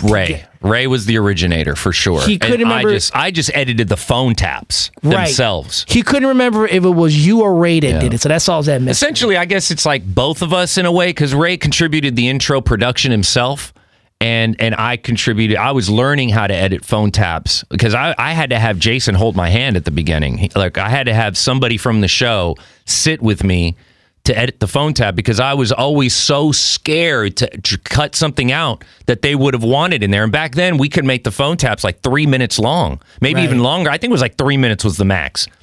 And sometimes I'd cut stuff out, and then Big or Fuzzy would come back the next day and go, "Hey, Sketch, why'd you cut out that one part?" And they'd kind of give me shit for it in a funny way, but I was always searching for Big's approval. Right. That's all I wanted.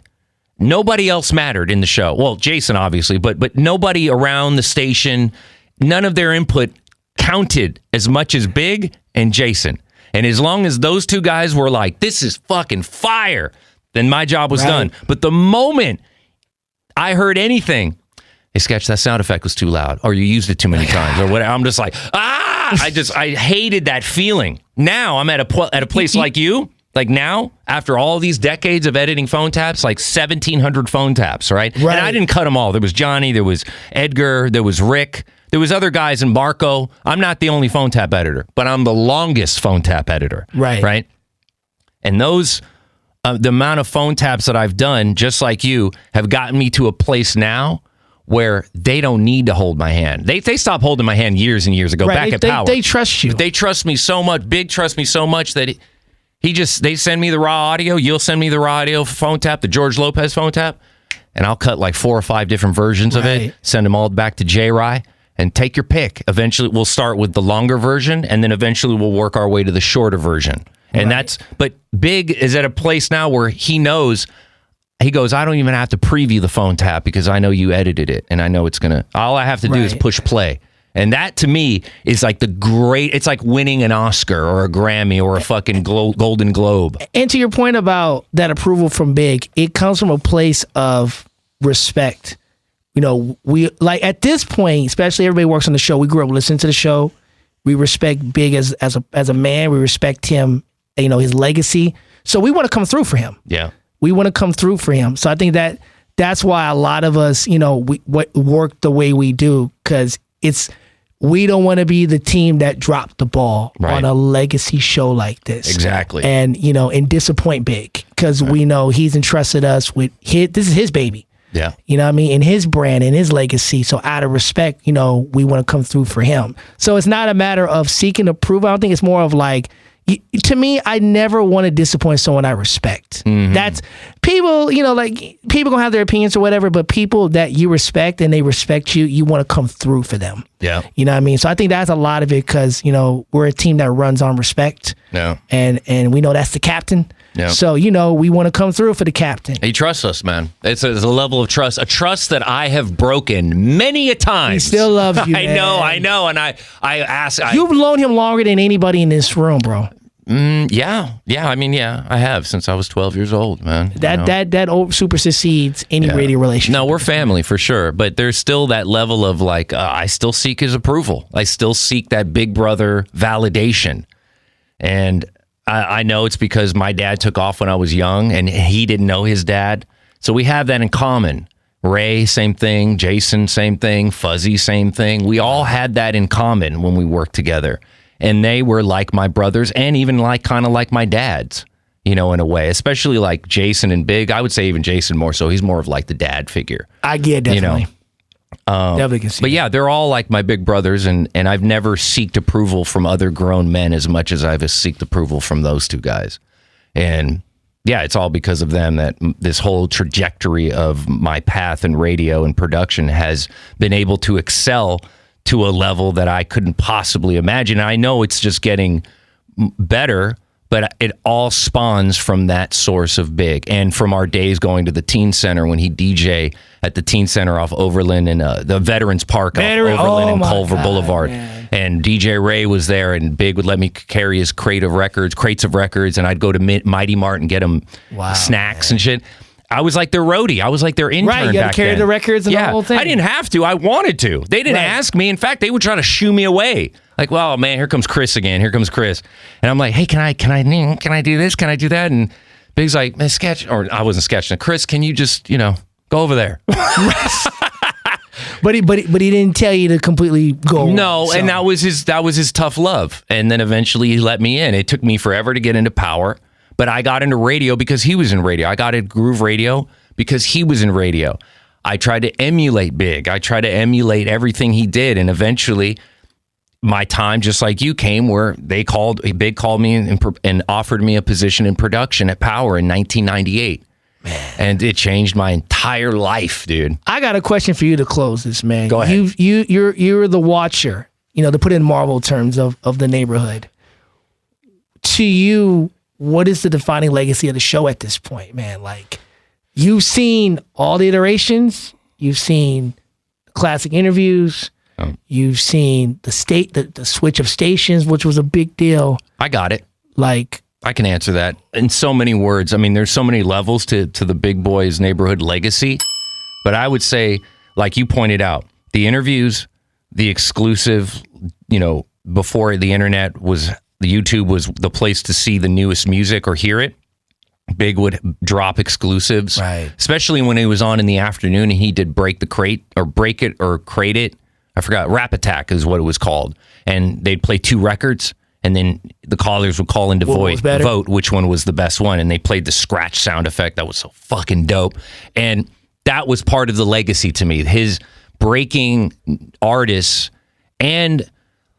Like Eminem, I had no idea Eminem was white until he came to Power. And I heard him on the air. I didn't even look in the studio. I just assumed he was black. Right. And then I heard him when I was in the kitchen going, and when people pull that white card shit, or he didn't say shit, that white race card stuff on me, that's when I don't like. And I go, white? And I ran back down the hallway and I looked through the window. And I was like, and not only was he white, he's really white. And... blonde hair at that time? I mean, he looked like he had been awake for 3 days, dude. He was wearing like the same shirt that was all stretched out from the collar, white shirt, and he had like circles around his eyes, and he even came in the studio and Jason saw, this is our production guy, Sketch. Sketch, this is Eminem. He's going to do some drops. Passes Eminem off to me. Jason leaves. Eminem goes, hey, yo, I got one question. How the fuck do you wake up this early, Sketch? I said, oh, man, it takes some getting used to, Em. And I said, what about you? And he goes, I haven't slept. Dude.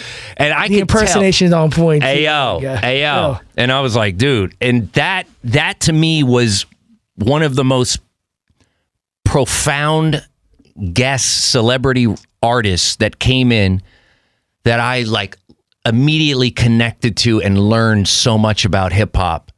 Not just because he was white, but because like of what he was talking about. I mean, he broke that fourth wall when he was talking about killing, Kim and all that shit. Those records were wild. Yeah, it was wild, bro. I mean, you could never, maybe you could now, but a few years ago, oh no. That was the Marshall Mathers LP was the first album I bought where I didn't know clean versions of full albums existed. So, but to just really close that out, yeah. The legacy thing with Big. There's the exclusive that I just mentioned, like the whole Eminem thing. Multiple others. There's too many to name. But then there's the switch between stations, and I think one of the most important things that we're glossing over is the fact that Big lost hundreds of pounds of weight. Man. That he almost died multiple times. So not only when people say, I've put blood, sweat, and tears, this guy has practically risked his life, like physical life. Yes. Trying to live on, because we know when Big was at his maximum weight, he probably wouldn't still be alive, even though he was called by his own doctor one of the healthiest obese people that his doctor had ever seen, because Big never did drugs. He didn't drink soda. Right. He didn't drink alcohol. He didn't smoke weed. He's super straight. He's super straight arrow. Right. But his crack was KFC chicken wings and like just McDonald's, and we'd eat like shit. You know, we go to Sizzler and just have the whole buffet and sit there and just belch at the table. It was fantastic, but Big knew that he wouldn't have survived for as long as he has without the gastric bypass. I don't think. I mean, maybe he would have, but it would have. All the time. He says it all the time. Like, right? If he didn't get his health straight, he wouldn't have been. He says it all the time. And what's the most ironic thing about that whole story of Big doing the gastric bypass and all that is, I think we'd have to attribute a good portion of that to Will Smith. Yep. Because Will Smith started that challenge. Yeah, he started the challenge and he bet Big, or he challenged Big to lose 50 pounds and he would pay $1,000 per pound and to donate to to a charity of his choice. He ended up getting $50,000 from Will Smith. Right. I think it was $50,000. It was around about but that. Then Big went on to lose 100 pounds on his own. So he dropped a bunch of weight on his own and then eventually he put it all back.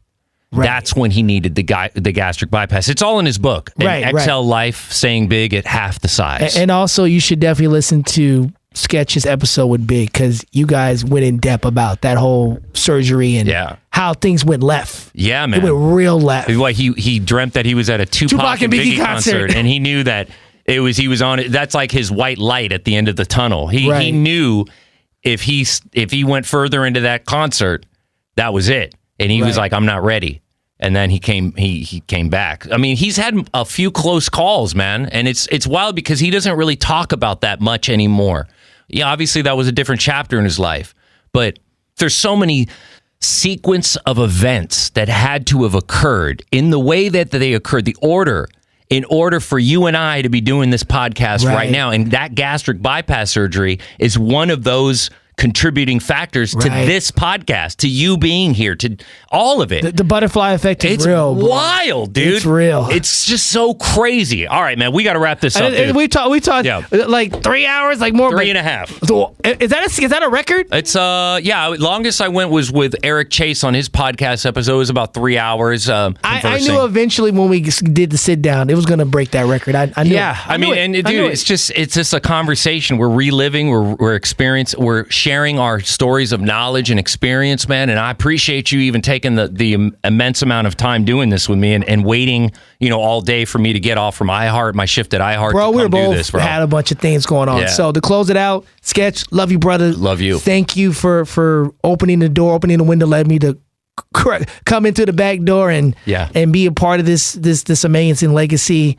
Shouts out again to the neighborhood for inviting me with open arms, just being part of the team. Shout out to everybody in the building. I met so many good people here at iHeart since I started here. Shouts out to fam. Shouts out Honor Flow Productions. New album is coming out soon. We have an album out called The B.L.A.C.K Odyssey now. Go listen to it. And I think this is going to be down the line somewhere, but we've announced our first show in like 6 years publicly today. When is it? This is going to be at the Paramount Theaters with our little brother Chris Siders, who has an amazing musical called Silhouettes of Scarlet.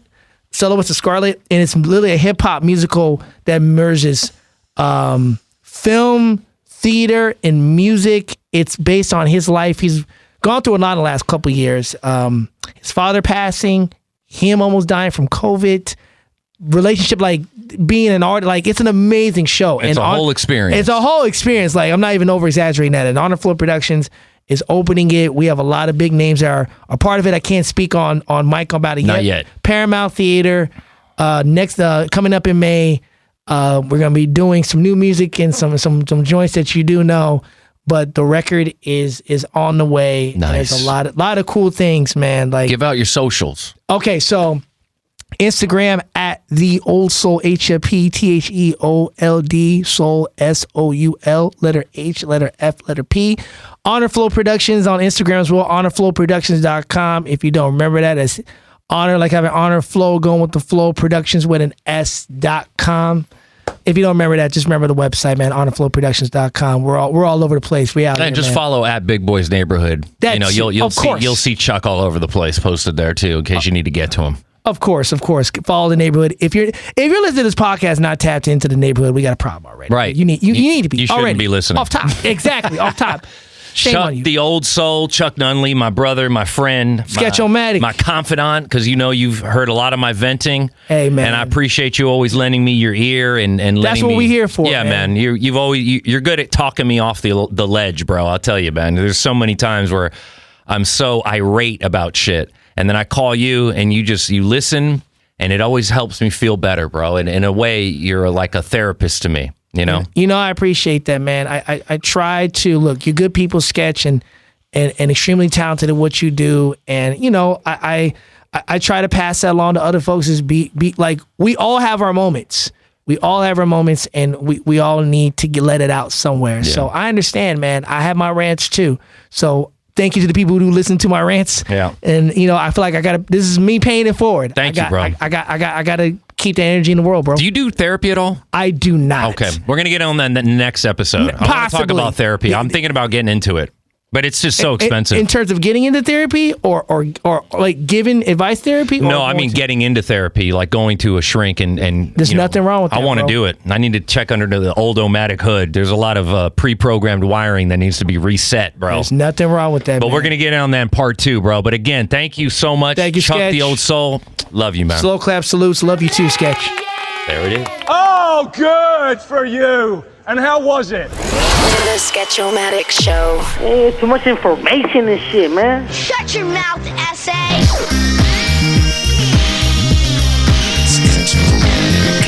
Okay, bye. I'm diving full force in, and I'm going to figure out how to swim as we go along, man. The opportunities are in front of you. You just have to realize it's there and have the guts to take it. Yeah, this is how we chill from 9